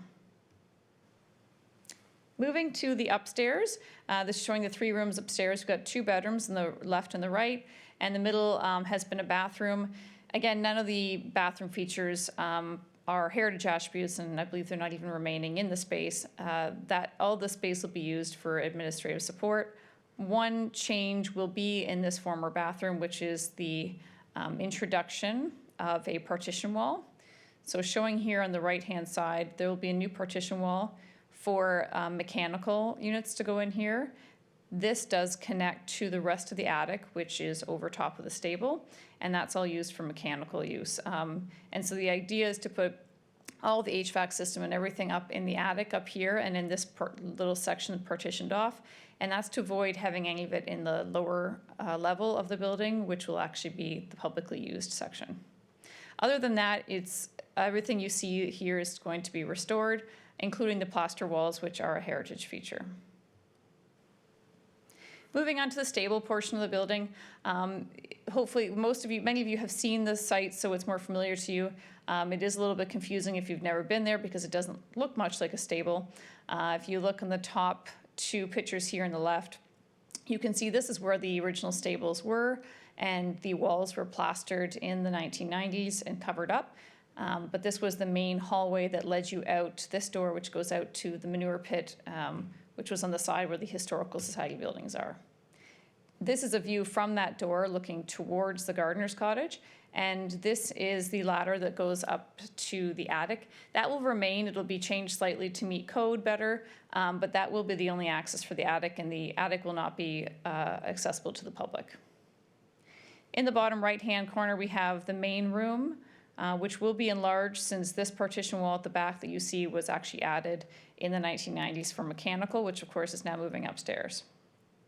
There are some remaining heritage elements, including some built-in cabinets that was part of the tack room, and the stable partition walls, which you can see here behind the drywall, and those are the elements that will be exposed. The top view is the existing floor plan, and the bottom is the proposed. So in the top view, again, here we've got the mechanical rooms. Those will be removed and create a more open space that you can see in the bottom. The biggest change here, which we'll get to when we look at the exterior, is the removal of this wall here, which looks like stable doors, but was actually all of a drywalled wall and one personal door here. That will all be replaced with one glass personal door and a set of sliding stacking accordion glass doors. In the left-hand section where the stables were, that will essentially have the same floor plan as it did previously, but the tack room and the other storage space will be used as 2 new bathrooms. And the stables will have their partition walls restored and exposed, and these will be used as kitchenettes for crafts or different camps or events that are happening. And then we've got one little storage area here. So again, the footprint is really staying the same as it is today. And the left image is showing what the kitchenettes will look like with those stable walls. The images on the right are just from another project showing what it could look like. Moving to the exterior alterations, this is the south elevation. Again, this is where the main change in the building is proposed. On the bottom right-hand corner, we have an early 20th century photograph showing the stable doors. Originally, it was one personal door, one panel that I believe was actually was not actually functional, and then 2 sliding garage doors. In the 1990s, or I should move back, in I think it was the 60s, they removed all of these doors and turned this into a wall with a window. And on the north side of the building, put in contemporary overhead garage doors.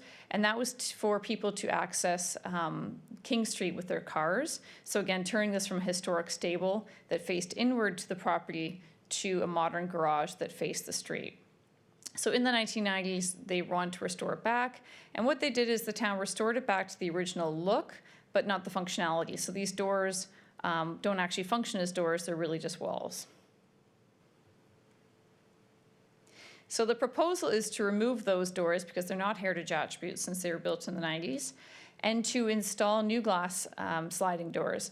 And the main reason for this is to provide some light into that room, which is quite dark, and to also connect this structure to the rest of Ercles Estate. For many years, it's always been cut off and it hasn't been open to the public. And this is a way to make it really open to the rest of the estate and keep that connection going between the stable and the Ercles Estate, the rest of the building. So on the left left side screen on the bottom, you can see the original proposal, which was to do a personal door on the right and a set of 5 glass doors that stacked.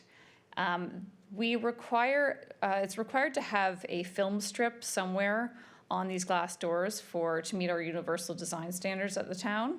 And the previous design was to have a horizontal line that mimicked the pattern of the original stable doors. Well, we had a suggestion from Brenda on the committee, which I have to say thank you to Brenda, because the suggestion was to go do something a little bit more interesting, but also something that reflected the history and the use of the building.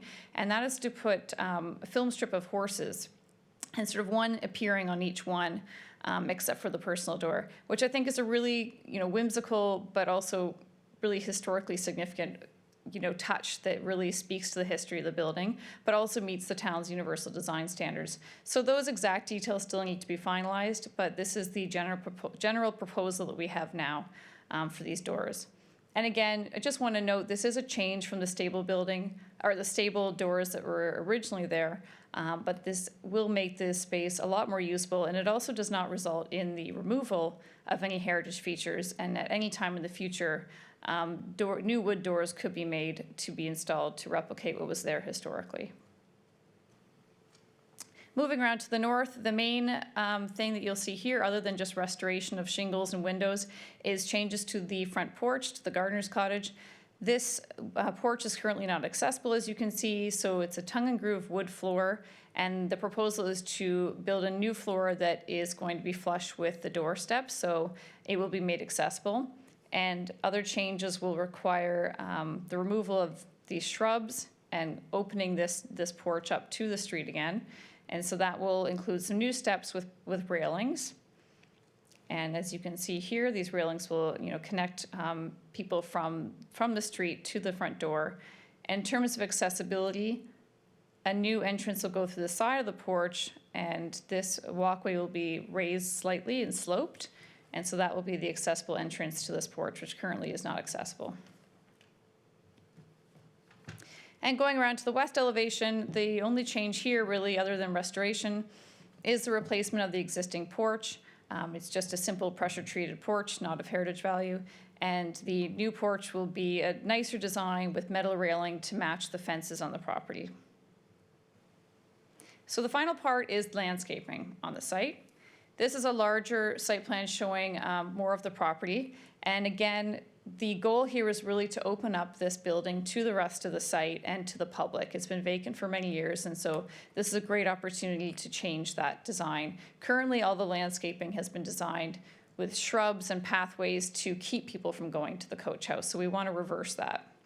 So one of the big changes is to install a new path with limestone screening. So that will go from the coach house and meander along the existing parking lot here for the museum and connect to the stone path at the museum down here.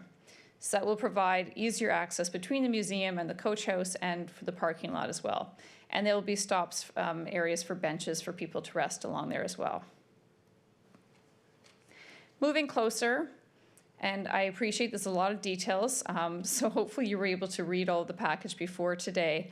I'm just going to go over the 4 areas where new paving stones are proposed. We've got one little patch here on the north, which is the entrance to the new accessible porch, the gardener's cottage. And then this is the sloped walkway here, which will also be paver stones. The rest of the pathways, and this is a new pathway here connecting to that porch, will be limestone screenings to match this existing pathway. The third area is a new patio on the south side of the building where the new doors are. The original, or existing patio, I should say, is flagstone and is significantly smaller than that. This will be much flatter, more accessible, easier to use, and much larger to provide a lot more space for people to use at events. And the fourth place with new stones is, again, an area that's currently flagstone. This goes along that new porch that we were talking about on the west side of the building and along here, along the Historical Society buildings.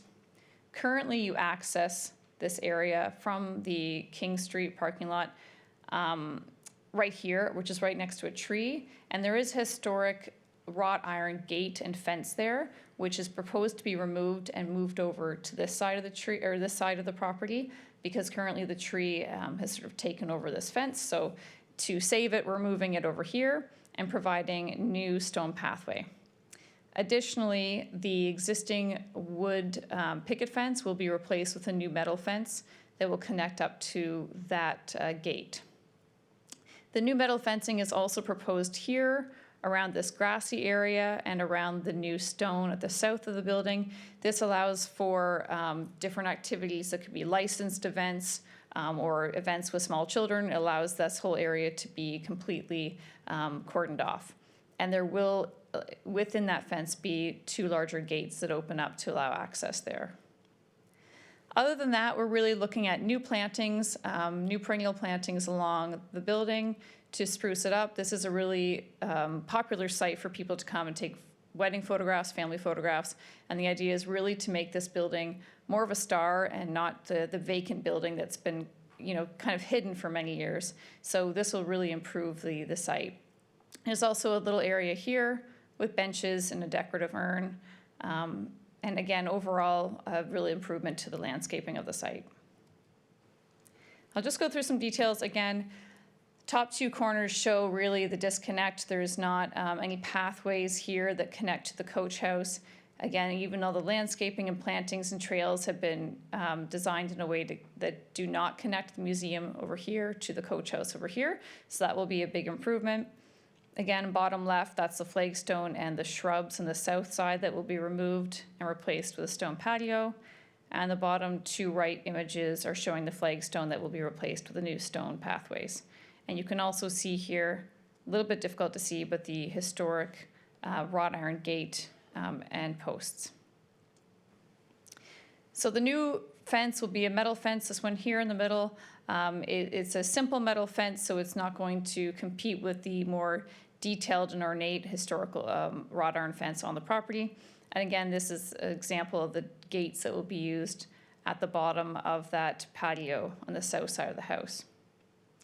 In a couple areas where the pathway has been raised slightly for sloped access, there will be sort of small retaining walls, and that will be, the stone will be used for those sides.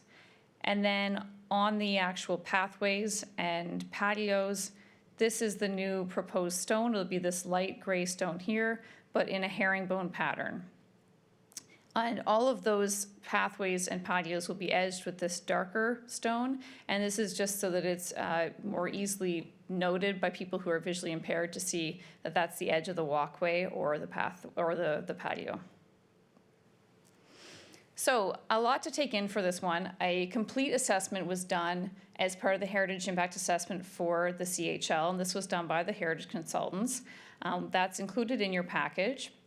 Staff worked with the Heritage Consultants to review this and ensure that all of the heritage attributes were being respected. And in this case, there are no significant heritage attributes proposed to be removed. All of the work is reversible. The historic elements on the building, such as the stable partition walls, are to be uncovered and restored. The new interventions are purposely contemporary and distinguishable.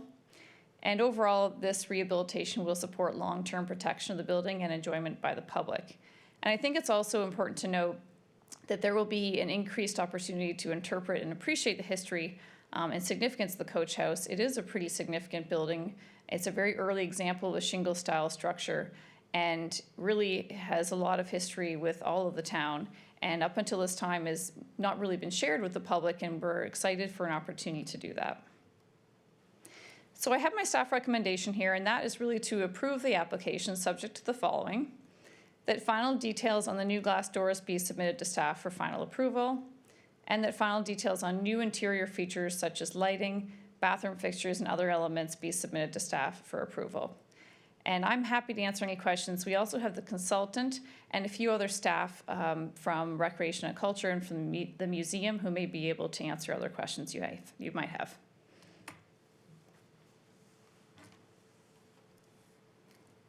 Super, thank you, Carolyn. There we go, we're all back together again.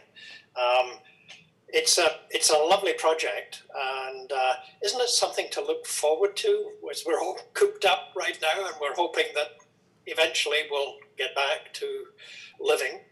And it's so nice to contemplate that. And thank you again, Brenda, for that notion about the horses on the glass. I think that's really good. So Daniela and Brenda have both indicated that they want to speak, and so has Susan. So we'll start off with Daniela, unmute, and off you go, and then it'll be Brenda. Hi there, thank you. Okay, thank you. First of all, I echo Drew's comment. Very exciting and so much work here, and it's, I just want to congratulate you and the team. It's exciting and great work. My questions are really about the hard surface and the landscaping. I just wanted more detail on the pavers that are being used and why. I guess my biggest concern is why we're not doing flagstone and repeating what has already been done. And most of all, to be certain that we're using a natural stone and that we are holding the town's buildings to the same standard that we would hold individual heritage buildings to. I know that it's very clearly stated that we are supposed to use natural stone when we're doing landscaping around heritage buildings. And I have noted over many years that some of the town buildings do not use natural stone. It makes a very big difference. So that's what I would just like some clarification around. Okay, through you, Mr. Chair, to Daniela, those questions will be best answered by our staff in Facilities and Construction Management. I will note that there was a lot of time spent on the paving stones specifically, and there's a few reasons for that. The Oakville Universal Design Standards dictate a lot of what we can do. So flagstone, for example, was not something that was considered to be safe for people walking. It was not flat enough. Also not necessarily easily visible for the visually impaired in terms of where the patio starts and ends. But we do have staff that could speak to that in more detail. But just to note that a lot of effort went into that design and where we ended up with it. Okay, I just want to be really clear. It's not the design I'm concerned about, it's Materials. the material being a natural stone, because Okay. it really makes a difference. It doesn't look natural from what, it looks like a concrete paver. So I just wanted, I don't know how we clarify that, but it really makes a difference on some of the buildings. Some of Urchela's walls, some of the retaining walls are all the concrete stone as opposed to the natural stone. So I don't know how we follow up on that, but that for me is a deal breaker. Okay. Okay, we'll have the staff from Parks, perhaps, the other ones that would deal with that. Is that what you're saying, Carol? Probably best to be Hatham from Facilities and Construction Management. I believe he is joining today. We'll do that. Okay, next is Brenda. Thank you, Drew. Hi, Carolyn. I just have a question about if we're trying to draw people onto the site more. You know, originally you talked about how the plantings were a barrier, the walkways were a barrier before for people to access it, and we want it to be a place of celebration. I'm wondering if there's anything about the color of the building. Is that the tone, the color that it's always been? Is that the one we would leave it, or is there something that's more, I don't know, less somber? So, something more exciting. We actually did discuss that, and most, of course, the historic photographs are black and white. And so it's difficult to see. We do have photographs back to the 1960s showing it as a reddy brown. I think it was the same color, but it's hard to see. The other thing too is that even looking at the wood shingles themselves, a lot of them have been replaced over the years, just as wood shingles need to be. Also, they did renovations to the building in the 1990s. They replaced a lot of the wood shingles to bring it back to its historic appearance. So it is difficult to know exactly what the historic color was, the original color in 1899. But at this time, there's no recommendation or proposal to change the color.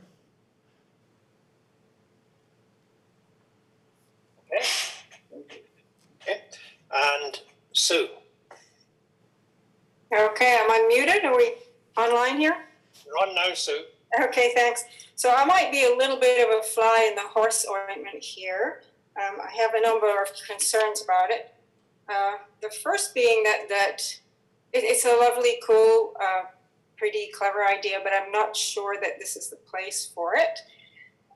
If you look, so you know, at page 199 where you have the rendering with the glass just with a plain strip of film, and you compare it to the rendering on 216 with the horses, you can see that the horses are an eye sink. You completely sink into the glass doors there. I think it takes away from the historic building itself. It becomes, to me, it's too much of a fun renovation detail, and we're not here to renovate in the HGTV sense. You know, we're here to show, to really show this building off for the features that its original and authentic features, and that's what the simple line on 199 does. It allows. So when you see the glass doors, you know, they take up prime real estate. They're in the middle. They take up a good third of that expanse that you see, you know, when you're looking at that beautiful side of the building from the estate. So I really think that the horses are sucking us in and reducing the power and vitality and originality of the building. The other thing I'm worried about with the horses, and I think it's something that has to be figured out, and I haven't sat there and looked at the dimensions, but I think if they are done, they do pretty much have to be done the way they are rendered on page 216, you know, one silhouette per window. They have to be grounded, right? The feet have to be on the floor. They can't be floating. That would be bizarre. And they can't be probably smaller than the window, because then that would look strange too. But by we'd have to figure out the scale. So if those horses are way above, you know, the average horse size, the scale of the horse is quite massive, especially when there's somebody who's 5'4" to 6 foot standing in front of those horses. You know, how is that going to feel? So there's going to be a scale issues about rendering the size of the horses and the people that are standing there and looking at the horses. And then the next issue I had is so, you know, these are 30% opacity, which is fine, but how much square inches or square footage of that glass, of that clear visual glass, is now going to be, you know, essentially frosted. So if you're standing inside the building and the doors are closed and you want to look outside, and we're supposed to have a connection to the outside between the inside of the building and the greater outside and the estate, well, you're going to be dodging, you know, 30% of a horse butt or between legs or between horses. You're going to have a good percentage, I don't know, it's probably 40 to 50% of that glass is going to be frosted. So I think that you're going to obstruct the view. And then my last thing probably, well, there's the budget. I don't know how much it's expensive to do that and whether that means you're taking out of the budget for something that's more important. That would be for y'all to figure out. And then there's the integrity, and guess it's not enough I know about the material, but, you know, just from life, etc., you can see the horses are organic shapes. They have some areas that are going to be very thin, the legs, the ears, whatever. And I'm just wondering, is the film as a material got sufficient integrity to hold that there, or are we going to have little problems with the, you know, the ears peeling off of the knees or the hocks or whatever peeling off? So there's an integrity issue. But the biggest impact that I saw here is that it's truly an icing. You look at those glass doors, you see the horses, and the building just fades. And all the things that we're trying to do as stewards of heritage is, I think, you know, washed out by this sort of really fun, cute, charming thing, whereas the building itself is charming in and of itself. And so if we wanted to do something, you know, it becomes interpretive. It doesn't, if you want to stick with and honor the interpretation in terms of the horses, then you do some kind of historical interpretive plaques, you know, inside in the kitchen where the barn stalls were, that kind of thing.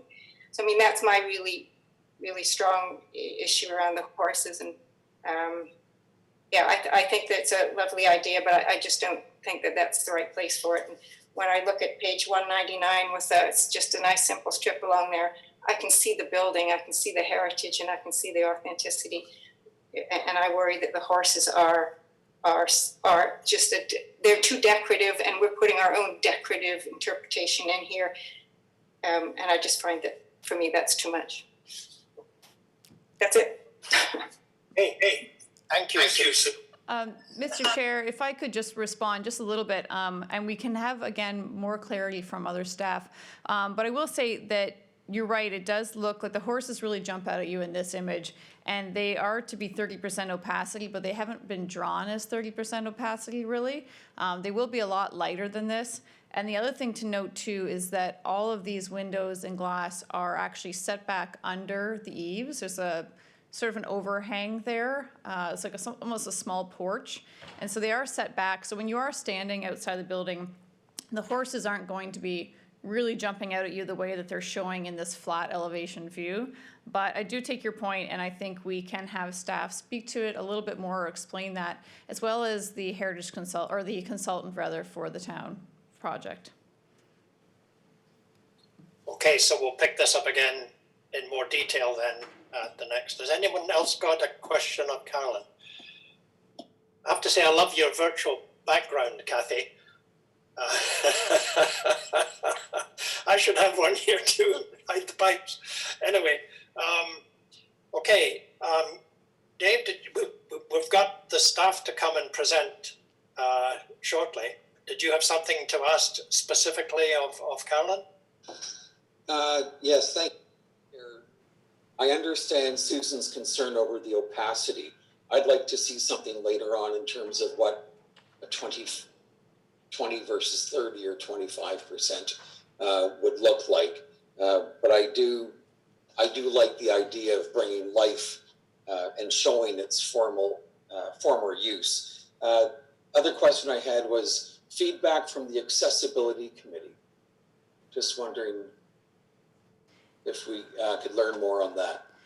Yes, and again, I think it'd be best to speak to the consultant or to other staff, but I know that that was done and they've been involved quite a bit on this project. Okay, good. So we'll deal with that. So any more questions specifically of Carolyn? Because we're going to hear more from the consultant and other staff. Okay, so if somebody can set up the next guest.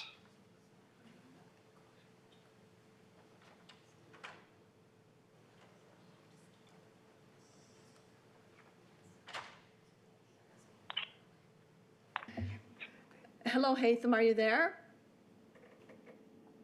Yes, hi everyone. Can you hear me? Yes, and who are we talking to?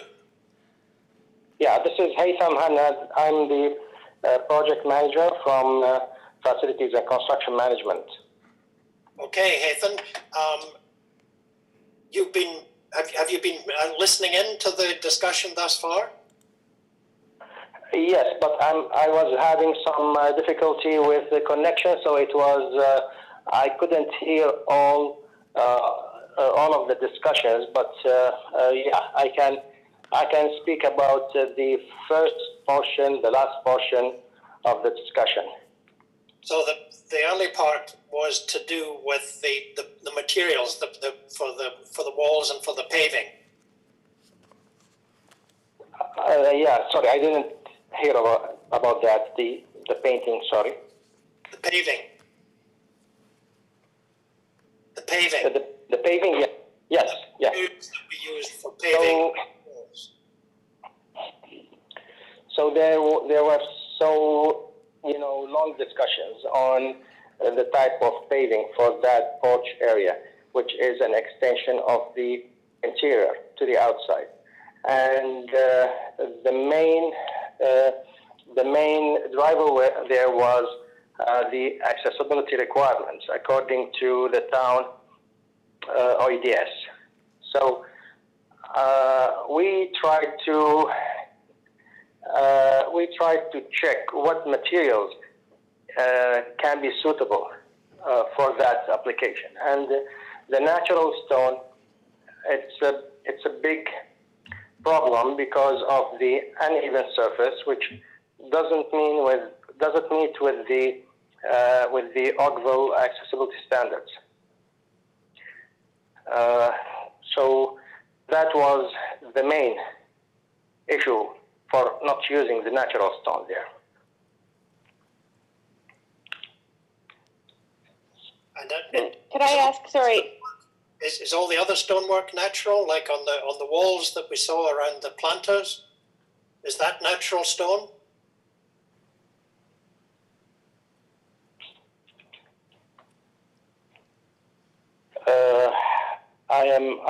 I'm not sure about that, so I'll have to check the drawings again, the landscape drawings thoroughly.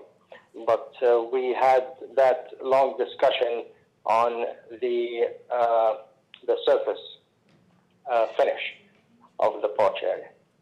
I think, Haitham, we can understand that. You have a whole different set of issues to deal with there. People with walkers, people with sight impairment, people in wheelchairs and so on, and you need a perfectly level surface. But that's one thing. But the other materials for the retaining walls and so on, I think you're hearing that we have a real leaning in favor of using natural materials and stone. Mr. Chairman? Yeah, I don't have any issue with that. I think that's the way we should go with, and I will check with the consultant.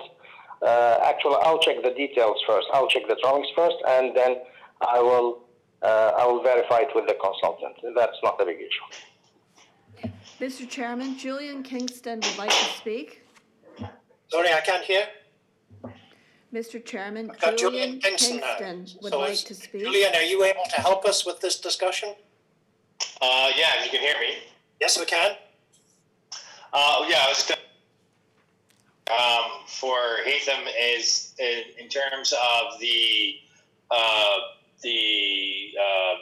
surfaces and there was a small amount of raised kind of retaining wall. but it's all engineered stone in terms of the plan.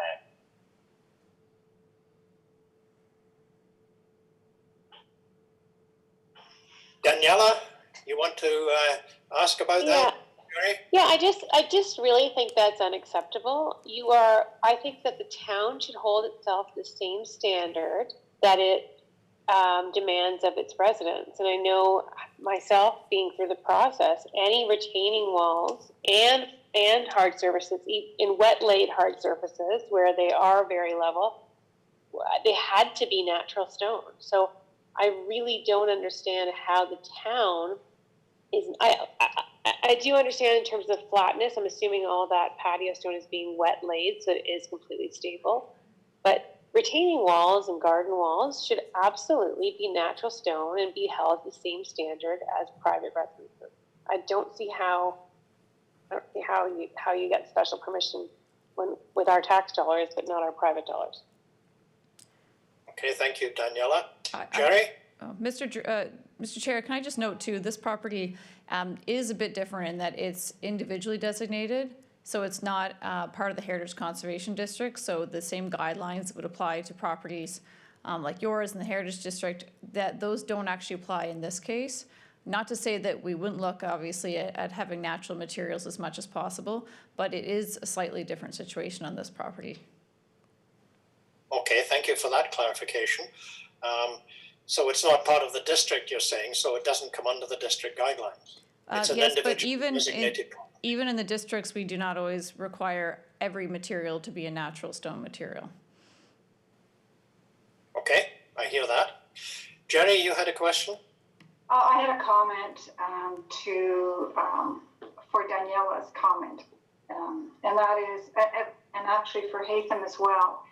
Natural stone can meet accessibility codes. It is a matter of workmanship and quality control, but there's no reason that a well-hewn natural stone can't be level and made to meet accessibility standards.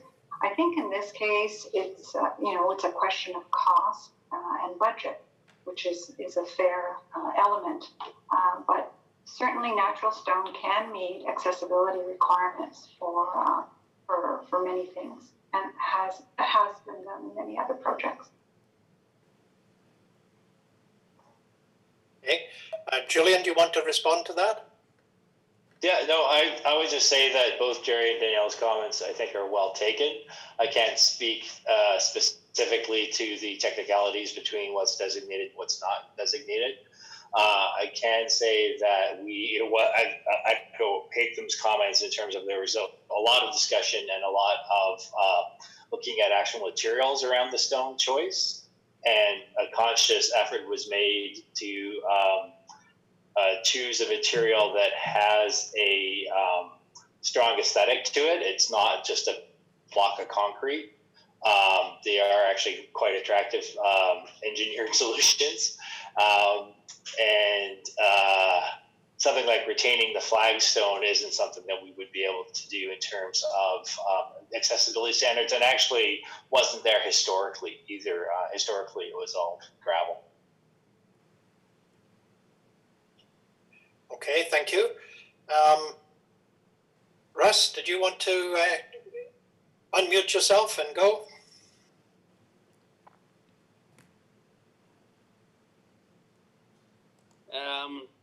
Mr. Chairman, I'm in favor of what's being proposed, maybe subject to a few amendments related to the paving materials, as Daniela has spoken to, and the renderings on the doors and so on, as Susan has spoken to.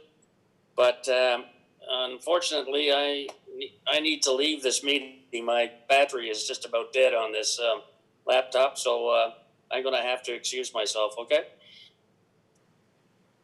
Okay, Russ, you can't plug it in? You haven't got a power pack? No, I don't. I've got another thing I've got to go to as well, okay? Okay. Thank you. Well, the secretary will note that you had to leave the meeting, Russ, but we hear you. Thank you. Thank you for joining us.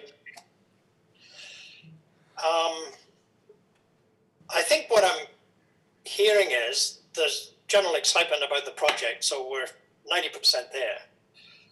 but I'm hearing that with respect to the windows and having the horse image on the glass, that there is some opposition to that.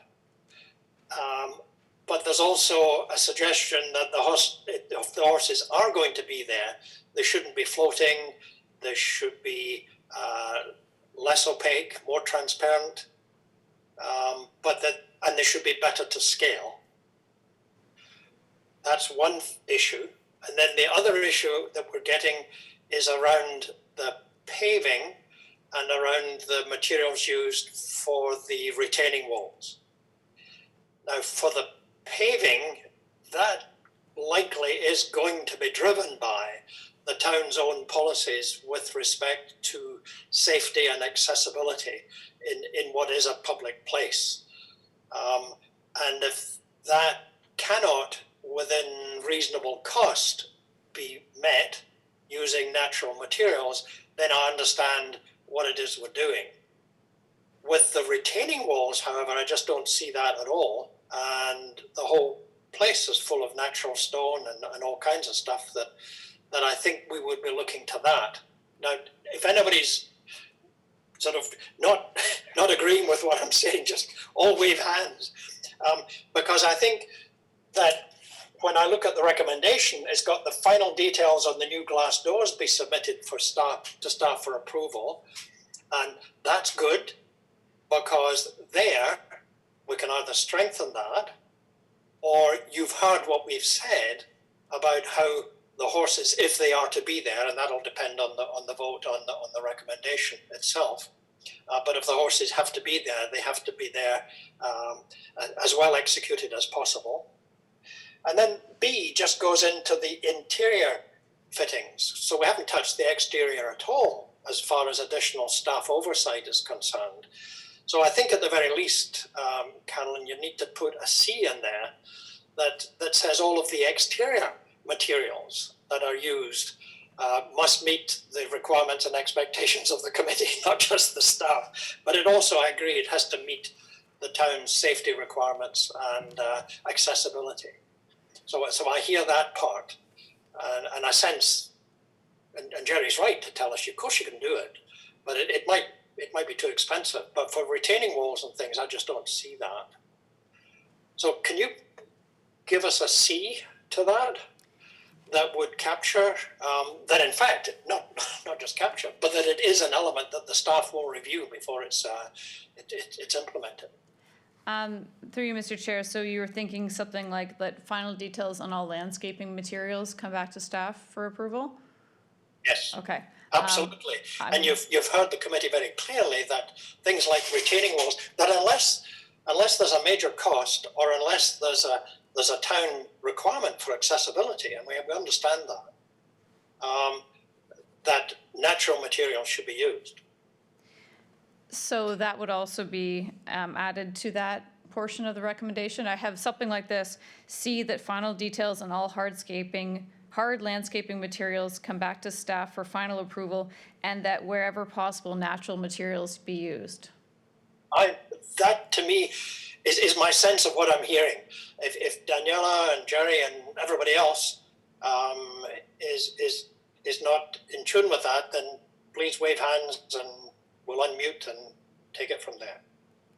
So I think that what I'm seeing is that's where we're at, and that with respect to A, you've heard what's been said about the execution of the horses on the glass. It'll be the vote on the recommendation that will deal with whether the horses should be there or not. Okay? Correct. Is that fair? Does everybody happy with that? Okay, so we've had the staff, we've had the consultants. I should ask if there's anyone else out there who has registered with the clerk to speak. Jill? Mr. Chairman, only the consultant, if needed. Okay, so there's nobody else to speak. So we're now back to the board. So we have now the recommendation, which has A, B, and a C, which has been added. So I would look for a mover. Councillor Gittings has moved the motion, or are you wanting to speak? Well, I'd like to do both, Mr. Chair, if I could. I think this, just a shout out, it's going to be great to have this open to the public. And it's further testament to the work and foresight of our beloved Mayor Harry Barrett.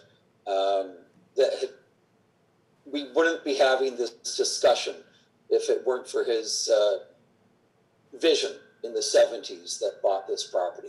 I just wanted to add that as we remember Harry. I really appreciate that. Thanks, Dave. Absolutely, Harry had vision, and a heck of a lot of stuff going on right now is only there because I allowed that to happen. Okay, so Councillor Gittings has actually moved the staff recommendation. It has been amended from what you saw in your package. It includes now the whole landscaping is included with natural stone where permitted, and that the glass door discussion still has the horses there, but to be dealt with by staff to deal with the opacity and the scale. So that's the motion. I will ask if there is anyone opposed to that motion. Seeing nobody opposed to that motion, the motion is carried. So thank you very much indeed. And it is an exciting project. Okay, the final item is the notice of intention to designate Gairloch Gardens Cultural Heritage Landscape. So I think it's Sue back on for this one. Yes, and Mr. Chair and Sue, we're just going to get the PowerPoint up, so just bear with us for a minute.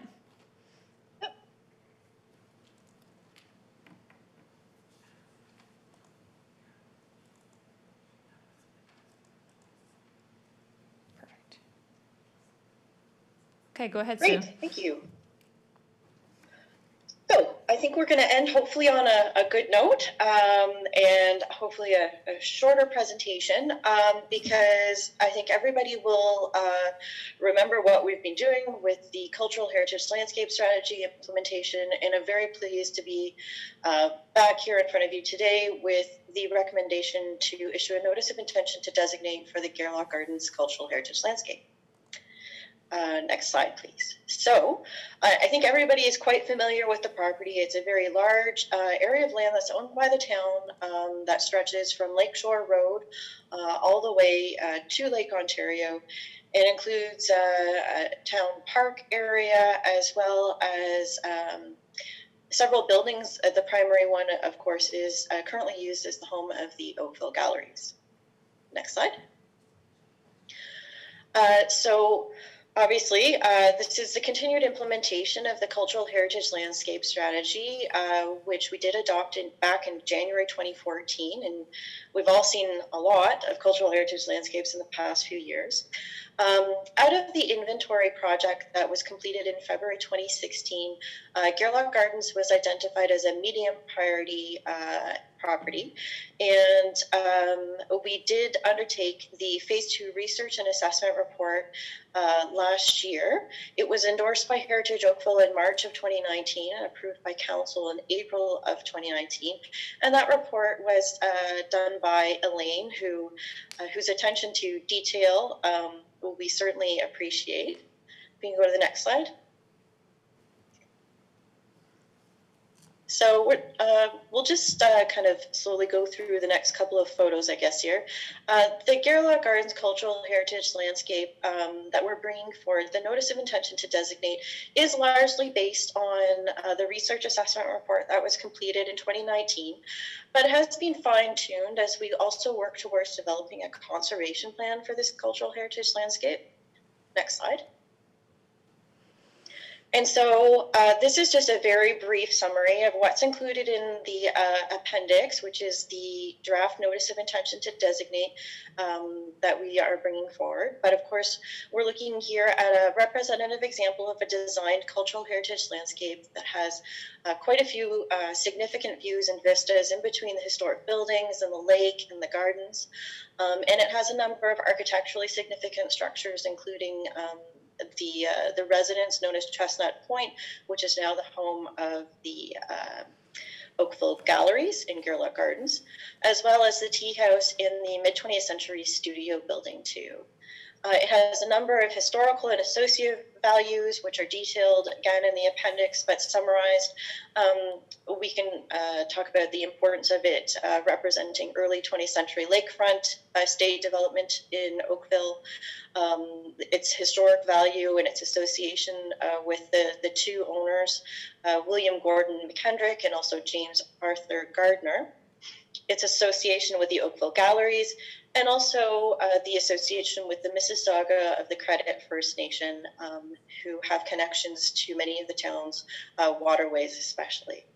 In terms of contextual value, the site has value as a public park that helps to define and maintain and support the character of this area. It is physically, functionally, visually, and historically linked to its surroundings. It's been there for so many years. And many of the residential neighbor areas around it have developed around it. Gerlach is definitely a landmark in the town of Oakville. And so you saw earlier, was it earlier this year, or was it late it must have been 2019, a heritage permit that came through for repairs to the seawall. So this is a shot, kind of a before scene, and we hope to have some after shots for you sometime in the coming months as that work progresses. But this really does, this photo really does show the importance of the lake in relation to the design cultural heritage landscape. Should the notice of intention to designate be issued by council, the next step would be to bring forward a conservation plan for the cultural heritage landscape. This is required by the town's bylaw 2018-019. We do require conservation plans for all recognized cultural heritage landscapes in the town. And that conservation plan really sets out a way to manage change on the property through listing actions that are either exempt or would require Category B, which are minor approvals, or Category C alterations, which are major approvals, which would come to the Heritage Oakville Advisory Committee for review and then to council for approval. The conservation plan also would include a condition assessment of the heritage attributes as they're listed in the notice of intention to designate and then the bylaw. Here we have a historic shot of Chestnut Point, which is the home of the Oakville Gallery. And before you is the staff recommendation to issue a notice of intention to designate for the Gerlach Gardens Cultural Heritage Landscape. I'm happy to answer any questions you might have. And as I said, we are very pleased to be bringing this forward for your consideration. But what I would also just note as a matter of dealing with the current pandemic situation, a separate staff report will be going forward to council to recommend the issuance of the notice of intention to designate. But the actual issuing will not go forward until the state of emergency has been lifted by the province. Currently, Ontario Regulation 7320 puts all legislated timelines on hold. And so there's no point really in publishing and issuing that notice until such time that we can actually start the clock ticking on the objection period for a designation, which is always 30 days. So I'm happy to answer any questions, Mr. Chair. Thank you. Thank you, and we're all back again.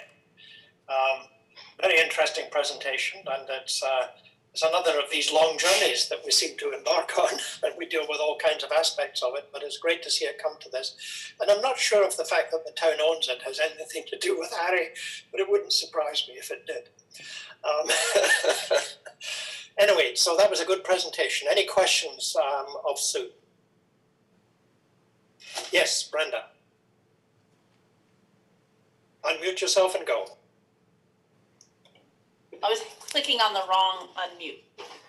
Thank you very much, Drew, and thank you very much, Susan. I just have a question from page 225.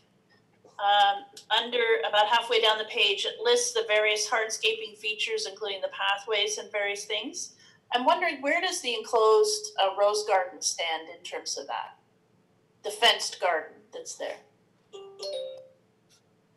Through you, Mr. Chair, I'm sorry, I don't have that hard copy agenda package in front of me. But thinking back to the notice of intention to designate, we tried to provide, I believe, a little bit of flexibility to our parks and recreation staff in regards to plantings and gardens, especially those that didn't have a demonstrated historic context.